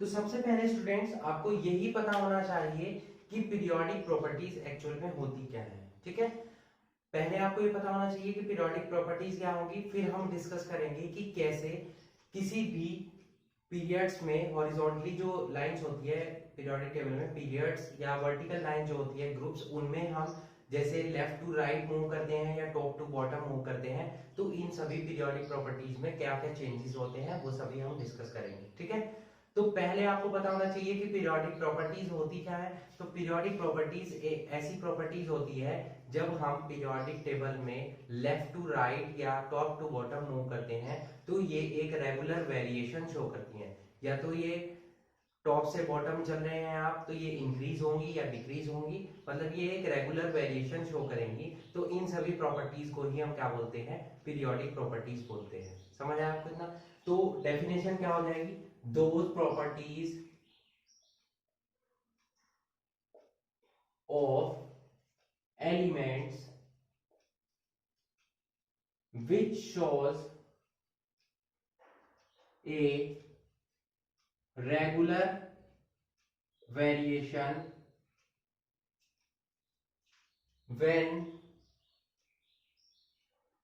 we move from left to right in a period or top to bottom in a group are known as periodic properties. Okay, ऐसी प्रॉपर्टीज जो एक रेगुलर वेरिएशन शो करती है, कब, जब हम किसी भी पीरियड में लेफ्ट टू राइट मूव करते हैं या किसी ग्रुप में टॉप से बॉटम में मूव करते हैं। देखिए पीरियड्स क्या होते हैं, बट हॉरिजॉन्टली लाइंस होती हैं, ठीक है, यानी कि लेफ्ट टू राइट आप मूव कर सकते हैं या राइट टू लेफ्ट आप मूव कर सकते हैं। जबकि ग्रुप्स क्या होती है, वर्टिकल लाइंस होती हैं, तो हम टॉप से बॉटम में मूव कर सकते हैं, बॉटम से टॉप में मूव कर सकते हैं। तो इस तरीके से जब मूवमेंट होता है तो क्या होगा, एक रेगुलर वेरिएशन होगा। उसी रेगुलर वेरिएशन को शो करने वाली प्रॉपर्टीज को हम क्या बोलते हैं, पीरियोडिक प्रॉपर्टीज बोलते हैं। कौन कौन सी ये प्रॉपर्टीज होती है, example, number of valence electrons, valency, okay, atomic size, या इसी को हम एटॉमिक रेडियस भी बोल सकते हैं, ठीक है। उसके बाद इलेक्ट्रॉन गेन एंथैल्पी, ठीक है। उसके बाद इलेक्ट्रोनेगेटिविटी एक्सेट्रा, ठीक है। और भी प्रॉपर्टीज हैं, तो ये वो मेन इंपॉर्टेंट प्रॉपर्टीज है जो हम डिस्कस करने वाले हैं। Number of valence electrons, valency, atomic size, electron gain enthalpy, ionisation enthalpy, वो भी नोट कर लेंगे यहाँ पर आप, आयनाइजेशन एंथैल्पी, इसको भी हम डिस्कस करेंगे, ठीक है। और इलेक्ट्रोनेगेटिविटी, ये सभी क्या है, पीरियोडिक प्रॉपर्टीज हैं जो कि एक रेगुलर वेरिएशन शो करती हैं, ठीक है। तो स्टार्ट करते हैं फर्स्ट पीरियोडिक प्रॉपर्टी के साथ, यानी कि number of valence electrons.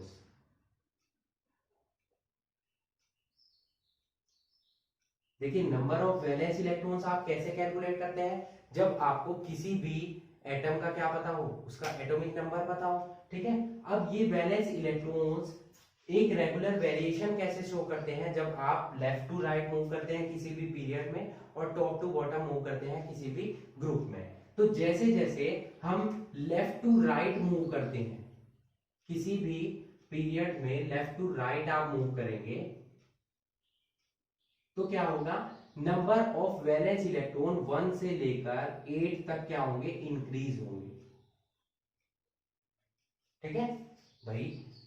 Atomic number increase होगा तो जाहिर सी बात है वैलेंस इलेक्ट्रॉन्स भी इंक्रीज होंगे। तो लेफ्ट टू राइट जैसे जैसे आप मूव करेंगे तो नंबर ऑफ इलेक्ट्रॉन्स भी क्या होंगे, इंक्रीज होंगे, ठीक है। जैसे हम एक एग्जांपल ले लेते हैं, sodium, magnesium, aluminium, silicon, phosphorus, sulphur, chlorine, argon, potassium, चलो यहां तक ले लेते हैं, ठीक है। तो इसका एटॉमिक नंबर कितना होता है, 11। इसमें कितने एटॉमिक नंबर होते हैं, वैलेंस इलेक्ट्रॉन कितना होते हैं, 1। इसमें 2, 3, 4, 5, 6, 7, 8। तो आप देख सकते हैं कि 1 से लेकर 8 तक क्या हुआ, number of valence electrons increase हो गए, ठीक है। लेफ्ट टू राइट जब आप मूव कर रहे हैं, और ग्रुप्स में जब आप मूव करेंगे टॉप से बॉटम मूव करेंगे हमेशा, ठीक है।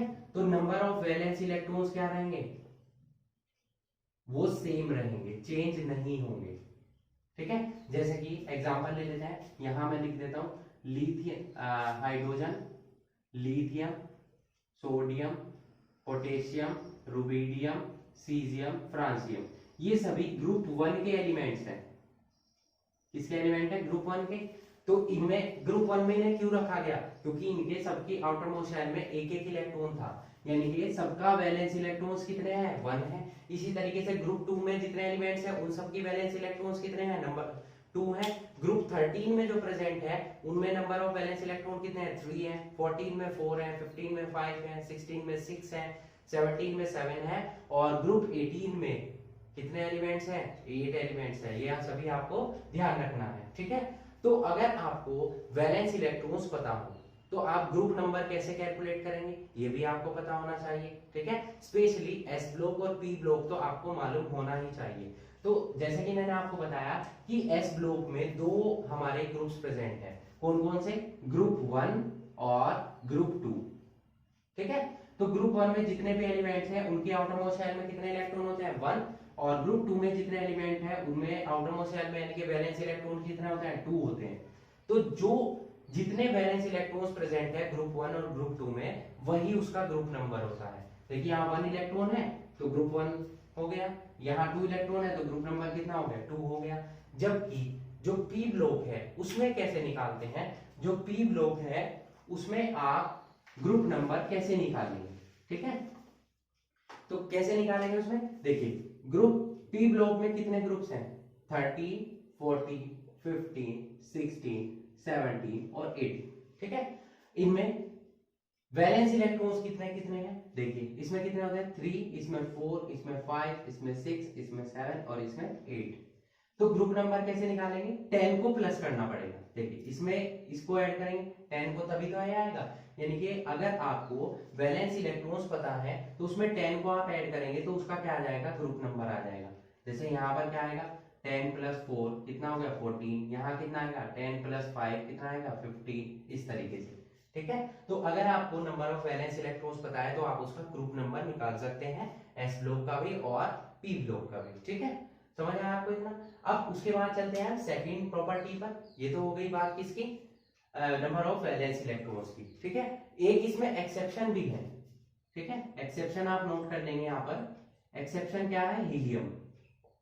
हीलियम के बारे में मैंने आपको पढ़ाया भी है। हीलियम का एटॉमिक नंबर कितना होता है 2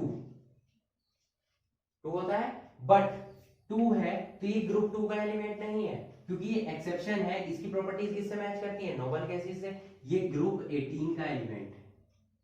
आप ये मत समझिएगा कि 2 एटॉमिक नंबर है तो ये ग्रुप 2 का एलिमेंट होगा, नहीं, क्योंकि इसको किस में रखा गया है ग्रुप 18 में, नोबल गैसेस के साथ, क्योंकि इसकी प्रॉपर्टीज किससे मैच करती हैं, नोबल गैसेस से मैच करती हैं। समझ आया आपको इतना। अब चलते हैं हम सेकंड प्रॉपर्टी पर, वैलेंसी पर, okay.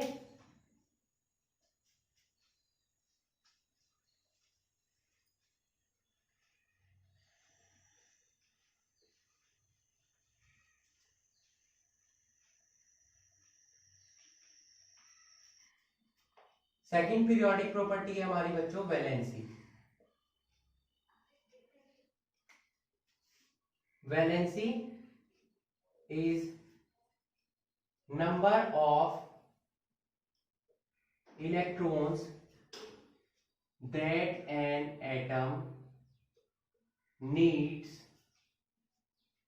to lose or gain to achieve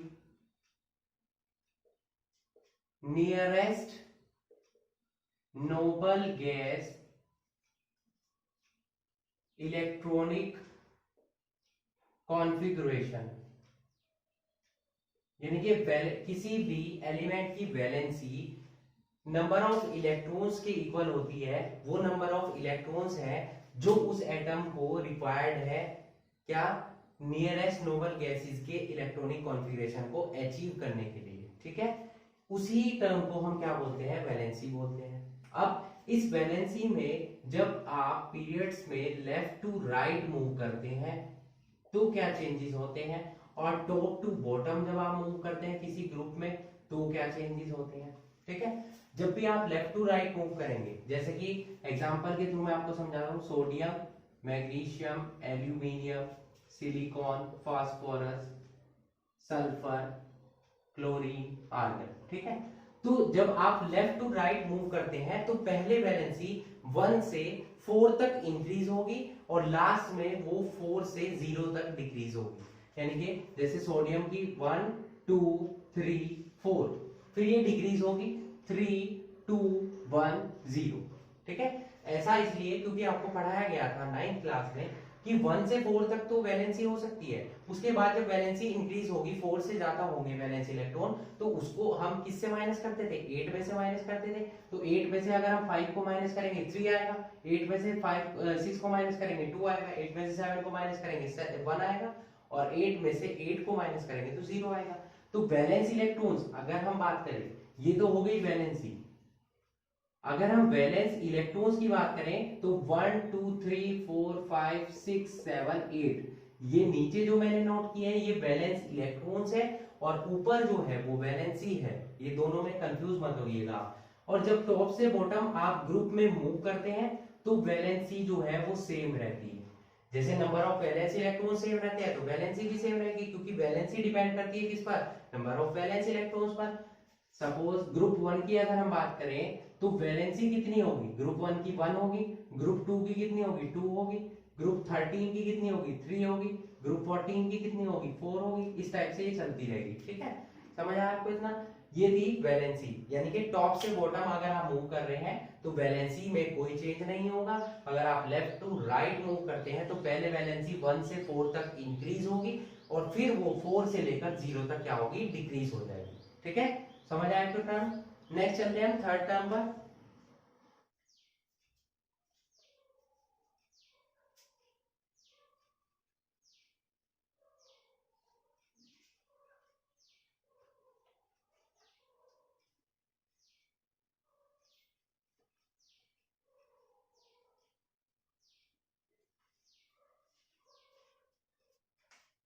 third term है बच्चों हमारी atomic size. Third periodic property क्या है, एटॉमिक साइज, या इसी को हम क्या बोलते हैं, एटॉमिक रेडियस। ठीक है, तो एटॉमिक साइज और एटॉमिक रेडियस होता क्या है, पहले तो आपको यही बताना चाहिए। सपोज हमारे पास ये एक एटम प्रेजेंट है। ठीक है, तो एटम की आउटर मोस्ट शेल में, शेल्स में क्या होंगे, इलेक्ट्रॉन्स प्रेजेंट होंगे। यहां पर सेंटर पर क्या होगा, एक न्यूक्लियस प्रेजेंट होगा। तो इस न्यूक्लियस से वैलेंस शेल के इलेक्ट्रॉन्स, जो आइसोलेटेड एटम है, ये एक आइसोलेटेड एटम है। ठीक है, तो आइसोलेटेड एटम में न्यूक्लियस यानी कि centre of the atom, nucleus से आउटर मोस्ट शेल यानी कि वैलेंस शेल के इलेक्ट्रॉन्स तक की डिस्टेंस को हम क्या बोलते हैं, एटॉमिक साइज या एटॉमिक रेडियस। ठीक है, जैसे कि आपने मैथ्स में पढ़ा है, मैथ्स में क्या होता है, सेंटर से सरकमफ्रेंस तक की डिस्टेंस को हम क्या बोलते हैं, रेडियस। सेम वही यहां पर है, बस यहां पर क्योंकि एटम में हम देख रहे हैं, इसको हम क्या बोल देंगे, एटॉमिक रेडियस। ठीक है, तो एटॉमिक रेडियस क्या होगी, the distance from centre of the atom या न्यूक्लियस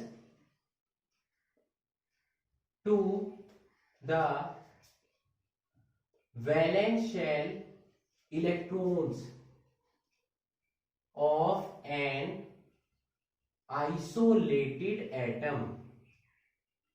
ओके, तो एक आइसोलेटेड एटम के न्यूक्लियस से वैलेंस शेल के इलेक्ट्रॉन्स तक की डिस्टेंस को क्या बोलते हैं, एटॉमिक रेडियस। ये बहुत इंपॉर्टेंट है, इससे रिलेटेड क्वेश्चन एग्जाम में पूछा जाता है कि कैसे एटॉमिक रेडियस, जब आप पीरियड्स में लेफ्ट टू राइट मूव करते हैं, लेफ्ट टू राइट मूव करते हैं, और ग्रुप में आप टॉप टू बॉटम मूव करते हैं, तो इसमें एटॉमिक रेडियस में किस तरीके से चेंजेस होते हैं, ये एग्जाम में क्वेश्चन जरूर पूछा जाता है। ठीक है, तो जब आप लेफ्ट टू राइट मूव करते हैं तो एटॉमिक रेडियस डिक्रीज होती है, और टॉप टू बॉटम मूव करते हैं तो एटॉमिक रेडियस इंक्रीज होती है। ठीक है, रीजन क्या है, अब देखिए रीजन को हम समझते हैं कि जब आप लेफ्ट टू राइट मूव कर रहे हैं किसी भी एटॉमिक रेडियस, जब आप लेफ्ट टू राइट मूव कर रहे हैं किसी भी पीरियड में, तो क्या होगा, नंबर ऑफ इलेक्ट्रॉन्स, पहली बात जब आप लेफ्ट टू राइट मूव करते हैं तो क्या होता है, एटॉमिक नंबर इंक्रीज होता है। क्या इंक्रीज होता है, एटॉमिक नंबर। पीरियड्स उसमें आपने देखा है, पीरियड्स में एटॉमिक नंबर इंक्रीज होता है जब आप लेफ्ट टू राइट मूव करते हैं। जैसे कि मैंने अभी आपको पढ़ाया था, सोडियम, मैग्नीशियम, एल्यूमिनियम, तो ये देखिए 11 12 13 ये इंक्रीज हो रहा है एटॉमिक नंबर।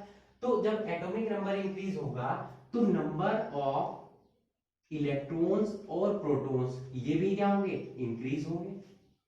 जब आप एटॉमिक नंबर को इंक्रीज कर रहे हैं, एटॉमिक नंबर किस पर डिपेंड करता है, नंबर ऑफ प्रोटॉन्स और नंबर ऑफ इलेक्ट्रॉन्स पर, तो ये दोनों भी इंक्रीज होंगे। बट नंबर ऑफ इलेक्ट्रॉन्स जो है, जो भी इंक्रीज होंगे वो किस में जाएंगे, नंबर ऑफ इलेक्ट्रॉन्स जाएंगे सेम शेल में, मतलब नई शेल्स नहीं बनेगी। ध्यान रखिएगा, जब आप पीरियड्स में होते हैं तो नई शेल नहीं बनती है, न्यू शेल का फॉर्मेशन नहीं होता है, सेम शेल में चलती है, तभी तो वो सेम पीरियड में आया। और जो हम ग्रुप्स में जाते हैं तो न्यू शेल्स बनती है। ठीक है, समझ आया आपको ना। तो पीरियड्स में जब नई शेल नहीं बनती है तो जो इलेक्ट्रॉन्स हैं वो सेम शेल में एंटर करते हैं। सपोज ये हमारे पास फर्स्ट शेल है, इसमें 2 इलेक्ट्रॉन होते हैं, फिर कितने आते हैं 8 इलेक्ट्रॉन आते हैं, फिर कितने आते हैं फिर 8 इलेक्ट्रॉन आते हैं। अब अगर हम सोडियम की बात करें तो सोडियम में यहाँ 281 हो जाएगा, ठीक। मैग्नीशियम की बात करेंगे तो दूसरा इलेक्ट्रॉन यहीं आ जाएगा, 282 हो जाएगा। एल्यूमिनियम की बात करें तो यहाँ कितना हो जाएगा 3। तो इलेक्ट्रॉन सेम शेल में जा रहे हैं, ठीक है। तो इलेक्ट्रॉन सेम शेल में जा रहे हैं, दैट मींस जो न्यूक्लियस है उससे डिस्टेंस तो सेम रही वैलेंस इलेक्ट्रॉन्स की, बट प्रोटॉन्स जब हम इंक्रीज कर रहे हैं तो प्रोटॉन से हमारा क्या इंक्रीज होता है, इफेक्टिव, ये वर्ड ध्यान रखिएगा, इफेक्टिव न्यूक्लियर चार्ज। भाई न्यूक्लियर चार्ज मतलब पॉजिटिव चार्ज, प्रोटॉन पर कैसा चार्ज होता है पॉजिटिव, यानी कि पॉजिटिव चार्ज को क्या करेंगे बढ़ाएंगे। तो न्यूक्लियस पर पॉजिटिव चार्ज इंक्रीज हो गया, यानी कि सेंटर पर पॉजिटिव चार्ज इंक्रीज हो गया, जबकि इलेक्ट्रॉन तो बढ़े लेकिन वो सेम शेल में रहे, तो डिस्टेंस तो नहीं बढ़ी, यानी कि पॉजिटिव चार्ज नेगेटिव चार्ज को और ज्यादा फोर्स से अपनी तरफ अट्रैक्ट करेगा। जब ये अपनी तरफ अट्रैक्ट करेगा तो एटम क्या होगा, श्रिंक होगा, सिकुड़ जाएगा। सिकुड़ जाएगा मतलब उसकी एटॉमिक रेडियस क्या हो जाएगी, डिक्रीज हो जाएगी। यही रीजन था कि जब आप पीरियड्स में लेफ्ट टू राइट मूव करते हैं तो एटॉमिक साइज या एटॉमिक रेडियस डिक्रीज होती है हमेशा, ध्यान रखिएगा, ठीक है। अब बात करेंगे हम ग्रुप्स की, तो ग्रुप्स में क्या होता है, टॉप टू बॉटम हम चल रहे हैं, तो टॉप टू बॉटम में क्या होता है भाई, इलेक्ट्रॉन्स बढ़ेंगे, प्रोटॉन्स भी बढ़ेंगे, ठीक है। हम मान रहे हैं कि एटॉमिक नंबर जो है वो लेफ्ट टू राइट में तो बढ़ता ही है, टॉप से बॉटम में भी बढ़ता है, तो नंबर ऑफ इलेक्ट्रॉन्स भी बढ़ेंगे, नंबर ऑफ प्रोटॉन्स भी बढ़ेंगे, बट यहाँ पर शेल्स जो है वो नई शेल्स बनेंगी, जैसे कि 1 2 3, जितने आप ग्रुप्स में आगे चलते जाएंगे वैसे वैसे आपके क्या होता चला जाएगा, क्या होता चला जाएगा, न्यू शेल्स का फॉर्मेशन होता चला जाएगा। मींस वो इलेक्ट्रॉन जो है वो डिस्टेंस उसकी बढ़ती चली जाएगी, मतलब न्यूक्लियस से ज्यादा दूर होता चला जाएगा। जब वो ज्यादा दूर होगा तो फोर्स, अट्रैक्शन फोर्स क्या होगा, कम हो जाएगा, और डिस्टेंस क्या हो जाएगी, बढ़ जाएगी। दैट मींस एटॉमिक रेडियस जो है वो आपकी क्या होती चली जाएगी, बढ़ती चली जाएगी, ठीक है। यानी कि पीरियड्स में क्या होगा, लेफ्ट टू राइट जब आप मूव करेंगे एटॉमिक रेडियस क्या होगी, डिक्रीज होगी, और ग्रुप्स में क्या होगा, टॉप टू बॉटम आप जब मूव करेंगे तो एटॉमिक रेडियस क्या होगी, इंक्रीज होगी। दोनों पॉइंट्स बहुत इंपॉर्टेंट है।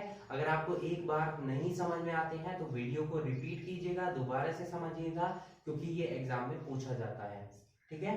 क्लियर हो गया आपको। थर्ड पीरियोडिक प्रॉपर्टी थी हमारी एटॉमिक साइज या एटॉमिक रेडियस। अब हम चलते हैं फोर्थ प्रॉपर्टी पर, इलेक्ट्रॉन गेन एंथैल्पी पर। Okay, so please note it.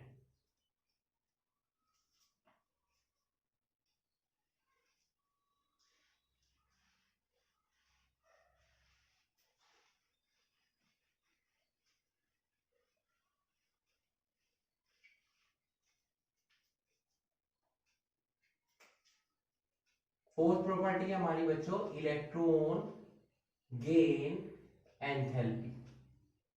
Enthalpy word जो यूज किया जाता है वो एनर्जी के लिए ही यूज किया जाता है। आप कंफ्यूज मत होइएगा कि एंथैल्पी क्या होती है, वो एनर्जी ही होती है, ठीक है। समझ आया आपको इतना।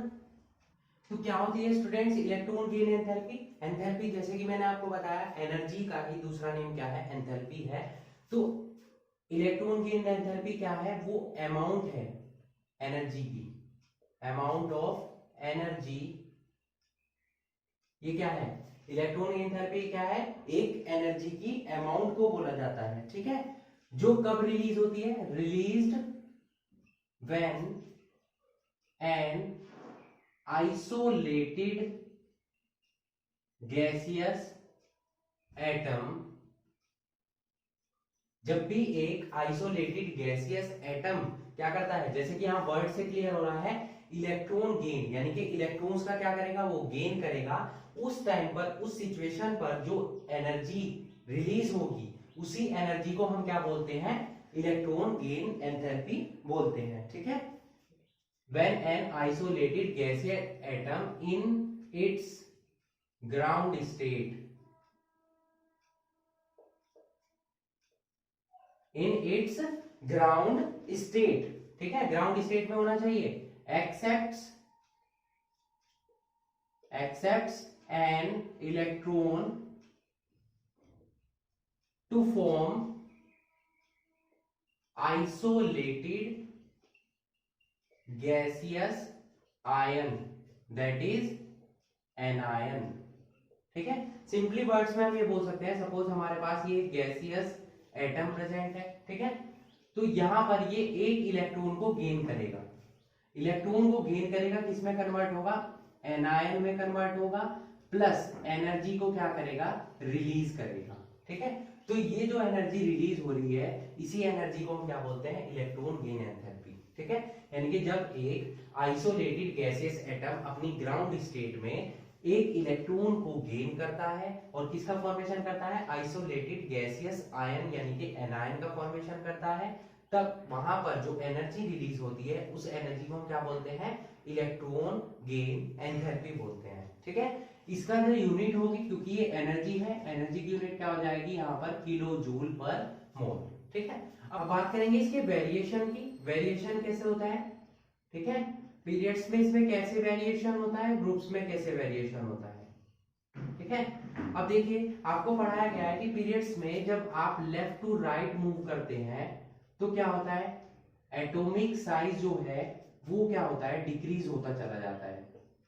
ठीक है, जैसे हम लेफ्ट टू राइट मूव करते हैं किसी भी पीरियड में तो एटॉमिक साइज क्या होता है, डिक्रीज होता है। ठीक है, यानी कि एटॉमिक साइज डिक्रीज होगा तो जो पॉजिटिव न्यूक्लियस है वो इलेक्ट्रॉन को ज्यादा फोर्स से अपनी तरफ अट्रैक्ट करेगा, यानी कि अट्रैक्शन फोर्सेस क्या हो जाएंगे, इंक्रीज हो जाएंगे।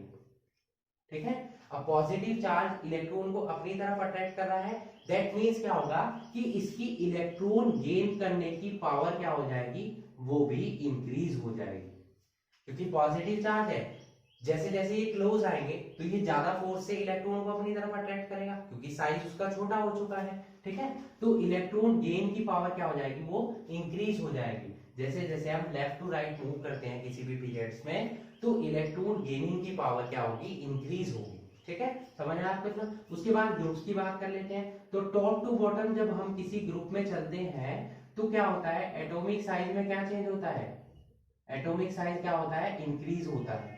तो एटॉमिक साइज इंक्रीज होगा तो अट्रैक्शन फोर्सेस क्या होंगे, अट्रैक्शन फोर्सेस क्या होंगे, डिक्रीज हो जाएंगे। ठीक है, अट्रैक्शन फोर्सेस डिक्रीज होंगे तो इलेक्ट्रॉन गेन की पावर क्या हो जाएगी, वो भी डिक्रीज हो जाएगी, इलेक्ट्रॉन गेन पावर भी क्या हो जाएगी, डिक्रीज हो जाएगी। ठीक है, समझ आया आपको इतना। इलेक्ट्रॉन गेन एंथैल्पी क्या होता है और इसका वेरिएशन कैसा होता है, ये आपको याद रखना है। ओके, नेक्स्ट चलते हैं हम नेक्स्ट पॉइंट पर।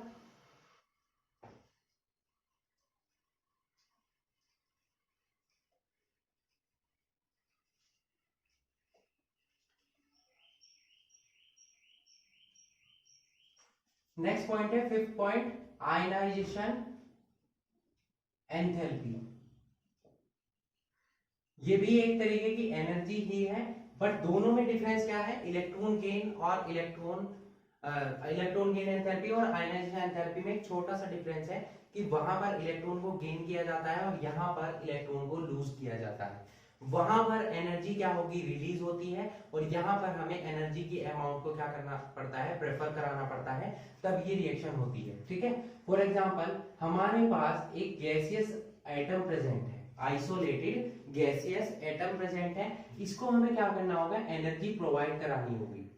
ठीक है, तो ये क्या हो जाएगा, इलेक्ट्रॉन को लूज करेगा, साथ ही किसमें कन्वर्ट हो जाएगा, पॉजिटिव आयन में कन्वर्ट हो जाएगा। That means ionisation enthalpy is that amount of energy which required of an isolated gaseous atom to release an electron to form a positive ion. ठीक है, यानी कि आयनाइजेशन एंथैल्पी एनर्जी की वो amount है जो कि रिक्वायर्ड होती है किसी भी आइसोलेटेड गैसियस एटम को उसकी आउटर मोस्ट शेल में जो लूजली बाउंड इलेक्ट्रॉन है, लूजली बाउंड इलेक्ट्रॉन है, उसको बाहर निकालने के लिए जितनी एनर्जी की रिक्वायरमेंट होती है उसी एनर्जी को हम क्या बोलते हैं, आयनाइजेशन एंथैल्पी। इसकी यूनिट भी क्या होती है, किलो जूल पर मोल ही होती है। डेफिनेशन आपको याद होने चाहिए आयनाइजेशन एंथैल्पी की, साथ ही ये याद होना चाहिए कि इसमें वेरिएशन क्या होता है। डेफिनेशन मैंने आपको बता दी है, अब बात कर लेते हैं इसके वेरिएशन की। ठीक है, तो वेरिएशन वही रहेगा, लेफ्ट टू राइट जब आप मूव करेंगे किसी भी पीरियड में, ठीक है, इन पीरियड्स, और टॉप टू बॉटम जब आप मूव करेंगे किसी भी ग्रुप में, top to bottom in groups. अब जब मैंने आपको बताया कि लेफ्ट टू राइट क्या होता है, एटॉमिक साइज जो होता है वो क्या होता है, हमेशा क्या होता है, डिक्रीज होता है। एटॉमिक साइज क्या होगा, डिक्रीज होगा। तो ये बताइए जब एटॉमिक साइज डिक्रीज होगा तो जो इलेक्ट्रॉन है आउटर मोस्ट शेल का लूजली बाउंड इलेक्ट्रॉन है वो न्यूक्लियस की तरफ ज्यादा फोर्स से अट्रैक्ट होगा, मतलब ये अपने इलेक्ट्रॉन को बाहर जाने नहीं देगा, रिलीज नहीं होने देगा, क्योंकि इसका साइज छोटा है, ये श्रिंक हो जाएगा तो ये और ज्यादा अट्रैक्ट होगा न्यूक्लियस की साइड में। तो क्या ये इजीली इसको डोनेट करेगा, नहीं करेगा, यानी कि इसकी इलेक्ट्रॉन लूजमेंट की पावर क्या हो जाएगी, वो डिक्रीज हो जाएगी। ठीक है, यानी कि ये इलेक्ट्रॉन को इजीली डोनेट नहीं करेगा, यानी कि आयनाइजेशन एंथैल्पी की वैल्यू क्या हो जाएगी, डिक्रीज हो जाएगी।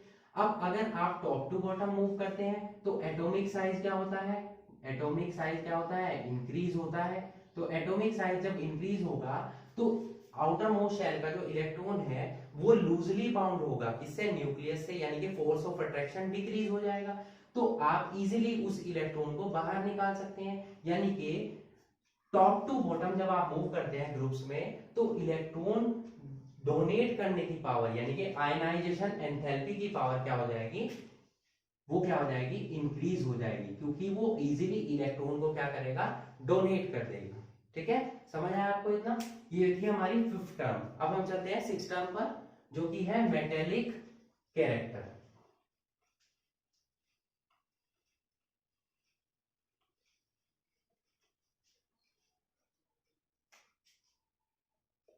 Metallic and non metallic character.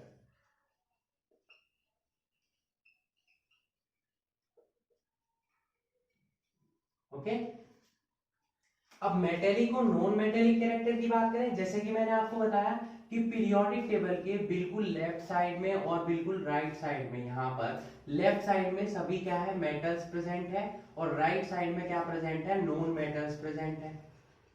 ठीक है, तो जब भी आप लेफ्ट से मूव करेंगे राइट साइड में तो मेटल्स, यहां से मेटल्स की तरफ से आप किस साइड जा रहे हैं, नॉन मेटल्स की तरफ। तो लेफ्ट टू राइट जब आप मूव करेंगे तो क्या होगा, मेटेलिक कैरेक्टर डिक्रीज होगा,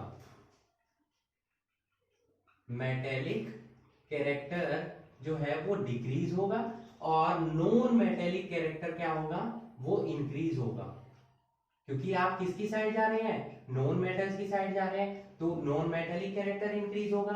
ठीक है, मेटेलिक कैरेक्टर डिक्रीज होगा और नॉन मेटेलिक कैरेक्टर क्या होगा, इंक्रीज होगा। नॉन मेटल्स और मेटल्स के बीच में यहाँ पर क्या प्रेजेंट होते हैं, मेटेलॉइड्स प्रेजेंट होते हैं, दोनों का कॉम्बिनेशन जो कि मेटल्स और नॉन मेटल्स को सेपरेट करते हैं। जैसे कि मैंने आपको बताया एक जिगजैग लाइन प्रेजेंट होगी आपकी पीरियोडिक टेबल में जो कि मेटेलॉइड्स को शो करती है और मेटल्स और नॉन मेटल्स को क्या करती है, वो सेपरेट करती है। ठीक है, इतना क्लियर हो गया। अब मेटेलिक कैरेक्टर क्या होगा, डिक्रीज होगा, नॉन मेटेलिक कैरेक्टर क्या होगा, इंक्रीज होगा। मेटेलिक कैरेक्टर को हम क्या बोल सकते हैं, इलेक्ट्रोपॉजिटिव कैरेक्टर। ठीक है, इसको इलेक्ट्रोपॉजिटिव कैरेक्टर भी बोल सकते हैं, और नॉन मेटेलिक कैरेक्टर को हम क्या बोल सकते हैं, इलेक्ट्रोनेगेटिव कैरेक्टर। ठीक है, ये बात हुई किसकी, पीरियड्स में जब आप लेफ्ट टू राइट मूव करते हैं। ठीक है, और जब आप ग्रुप्स में चलेंगे, इन ग्रुप्स में इसका जस्ट अपोजिट होगा। ग्रुप्स में यानी कि टॉप से बॉटम में जब भी आप चलेंगे तो आपका मेटेलिक कैरेक्टर क्या होगा, इंक्रीज होगा। मेटेलिक कैरेक्टर जो है वो आपका क्या हो जाएगा, इंक्रीज हो जाएगा, और नॉन मेटेलिक कैरेक्टर डिक्रीज होगा। ठीक है, जैसे कि हम बात करें lithium, sodium, potassium, rubidium, caesium, francium, तो टॉप से बॉटम में जब आप चलेंगे, ये जो लिथियम है ये क्या है, लीस्ट मेटेलिक मेटल है, सबसे कम मेटेलिक है, और फ्रांसियम की हम बात करें तो ये मोस्ट मेटेलिक कैरेक्टर इसमें होगा। ठीक है, यानी कि दूसरे वर्ड्स में हम क्या बोल सकते हैं, ये क्या है, लेस इलेक्ट्रोपॉजिटिव है, और ये क्या है, मोर इलेक्ट्रोपॉजिटिव है। इसी तरीके से नॉन मेटल्स में क्या होगा, जो ऊपर वाली एलिमेंट होगा वो क्या होगा, जैसे कि हम बात करें फ्लोरीन, क्लोरीन, ब्रोमीन, आयोडीन, ये क्या है, फ्लोरीन क्या है, लेस इलेक्ट्रोनेग सॉरी मोर इलेक्ट्रोनेगेटिव है। मोर इलेक्ट्रोनेगेटिव है, और ये क्या है, लेस इलेक्ट्रोनेगेटिव है। ठीक है, तो यहाँ पर मेटेलिक कैरेक्टर में इलेक्ट्रोपॉजिटिव कैरेक्टर इंक्रीज होगा, जबकि यहाँ पर इलेक्ट्रोनेगेटिव कैरेक्टर क्या होगा, डिक्रीज होगा। ठीक है, तो इस तरीके से मेटेलिक और नॉन मेटेलिक कैरेक्टर को आप डिफाइन कर सकते हैं पीरियड्स में और ग्रुप्स में। क्लियर हो गया ये पॉइंट भी आपको। नेक्स्ट चलते हैं हम 7th पॉइंट पर। ठीक है,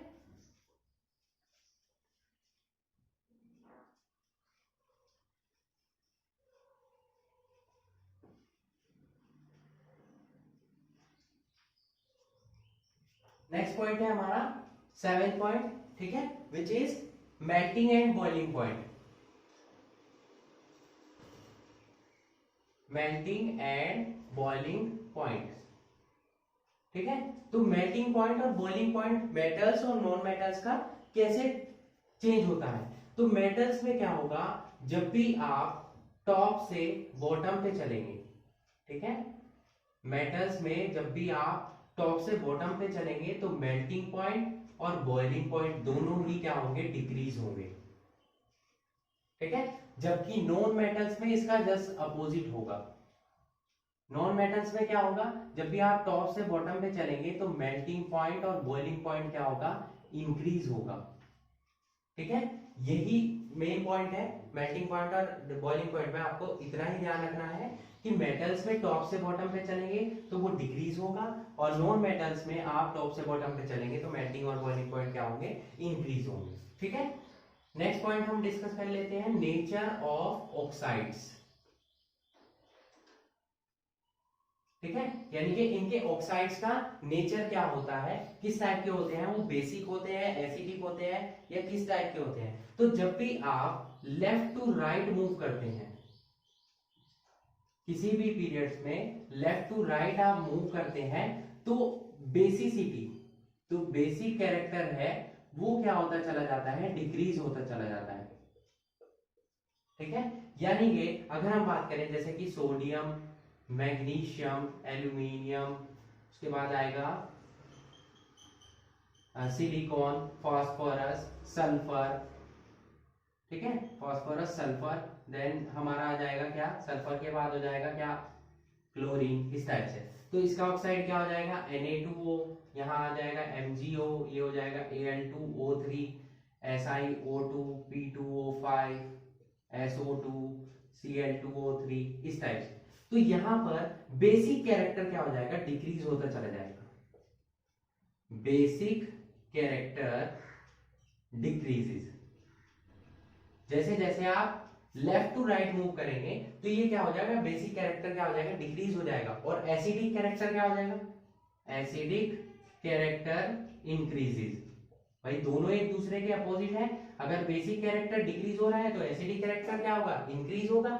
यानी कि ये सबसे क्या होगा, ये स्ट्रॉन्गली बेसिक होगा, स्ट्रॉन्गली बेसिक, और ये क्या हो जाएगा, स्ट्रॉन्गली एसिडिक हो जाएगा। ठीक है, बीच वाले एम्फोटेरिक होंगे, लेस एसिडिक होंगे, वीकली एसिडिक होंगे, और मोर एसिडिक, इस तरीके से आप यहां पर पहुंच जाएंगे स्ट्रॉन्ग बेसिस से, कहां चले जाएंगे, स्ट्रॉन्गली एसिडिक पर। ठीक है, तो लेफ्ट टू राइट जब भी आप मूव करेंगे तो बेसिक कैरेक्टर क्या होगा, हमेशा क्या होगा, वो बेसिक कैरेक्टर डिक्रीज होगा। ठीक है, क्लियर हो गया इतना। अब हम चलते हैं लास्ट पॉइंट पर अपने, केमिकल रिएक्टिविटी पर। ठीक है,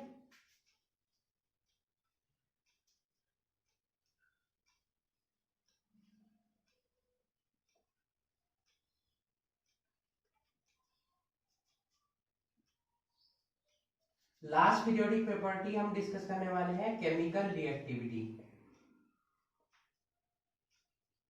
ध्यान से समझिएगा इस प्रॉपर्टी को, क्योंकि इसमें चेंजेस थोड़ा ज्यादा होगा।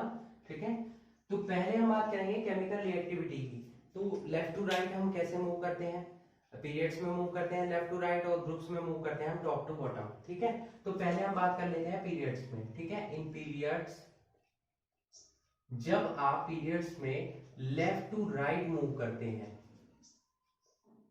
तो आपकी जो केमिकल रिएक्टिविटी है वो पहले तो क्या होती है, वो डिक्रीज होती है, दोबारा से क्या होती है, वो इंक्रीज होती है।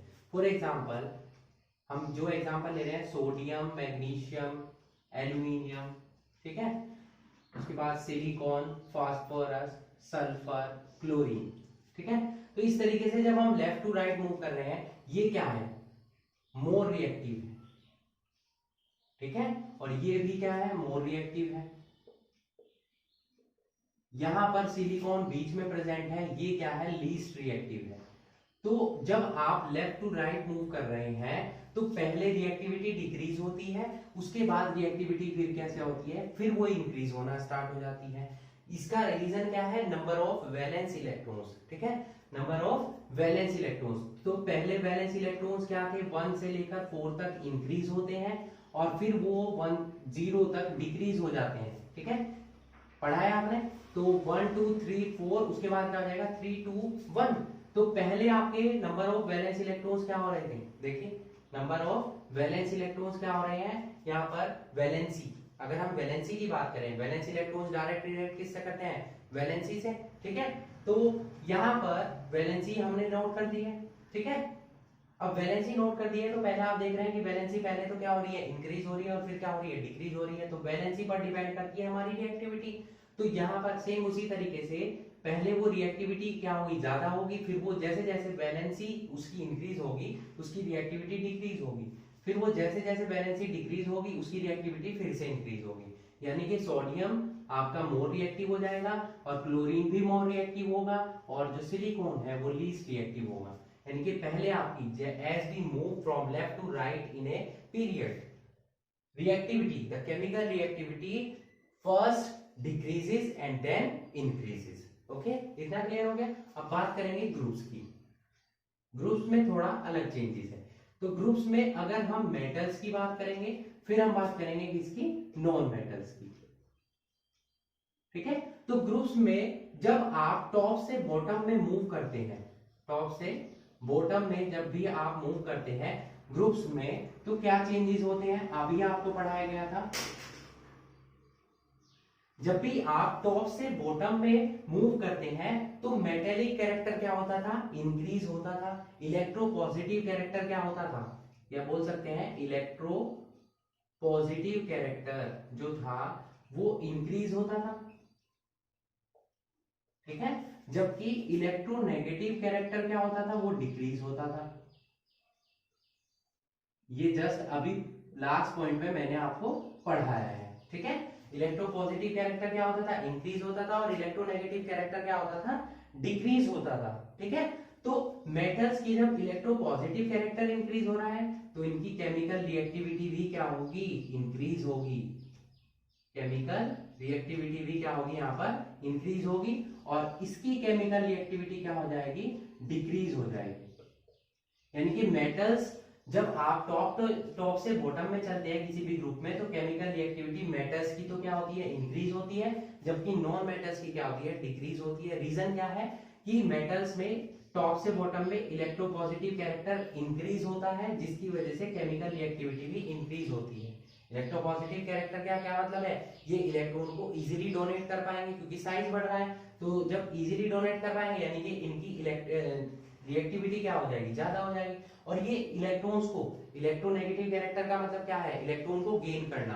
अब ये इजीली इलेक्ट्रॉन को गेन नहीं कर पा रहे हैं, दैट मींस इनकी जो केमिकल रिएक्टिविटी है वो क्या हो जाएगी, डिक्रीज हो जाएगी। ठीक है, तो यही वो इंपॉर्टेंट पॉइंट्स थे जो आपको नोट करने हैं कि पीरियड्स में क्या होता है, लेफ्ट टू राइट जब आप मूव करते हैं तो केमिकल रिएक्टिविटी पहले ज्यादा होती है, फिर वो कम होती है, उसके बाद फिर से वो बढ़ जाती है, पहले वो डिक्रीज होगी फिर वो इंक्रीज होगी। ठीक है, उसी तरीके से ग्रुप्स में अलग अलग चेंजेस होंगे। मेटल्स के लिए टॉप से बॉटम में क्या होगा, इलेक्ट्रोपॉजिटिव कैरेक्टर बढ़ता है तो केमिकल रिएक्टिविटी भी बढ़ जाती है। और यहाँ पर नॉन मेटल्स के लिए केमिकल रिएक्टिविटी क्या होगी, डिक्रीज होगी। क्यों, क्योंकि इलेक्ट्रोनेगेटिव कैरेक्टर क्या होता है, यहाँ पर डिक्रीज हो जाता है। समझ आया आपको इतना, ओके। तो स्टूडेंट्स यहाँ पर हमारा जो चैप्टर था पीरियोडिक क्लासिफिकेशन ऑफ एलिमेंट्स वो कंप्लीट हो जाता है। तो आज के इस लेक्चर में हमने आपको क्या पढ़ाया, पूरा कंप्लीट चैप्टर स्टडी कराया, periodic classification of elements. I hope आज का लेक्चर आपको अच्छे से क्लियर हो चुका होगा। अगर आपको किसी भी पॉइंट में कोई भी प्रॉब्लम आती है तो आप कमेंट बॉक्स में मुझे कमेंट कर सकते हैं, या उसी पॉइंट को आप दोबारा से वीडियो को रिपीट करके देख सकते हैं, आपको दोबारा से वो अच्छे से क्लियर हो जाएगा। क्योंकि ये चैप्टर थोड़ा सा डिफरेंट है, क्योंकि अभी तक आपने इसके बारे में कभी नहीं पढ़ा था, फर्स्ट टाइम आप पढ़ रहे हैं, तो आपको इसकी डीप स्टडी करनी होगी और इससे रिलेटेड जो भी क्वेश्चंस पूछे जाएंगे आज के इस लेक्चर में मैंने आपको कंप्लीट करा दिए हैं। अब आने वाले नेक्स्ट लेक्चर्स में मैं आपको प्रीवियस ईयर क्वेश्चंस की प्रैक्टिस कराऊंगा। Okay, so that's it for today. Hope you enjoyed the video and thanks for watching.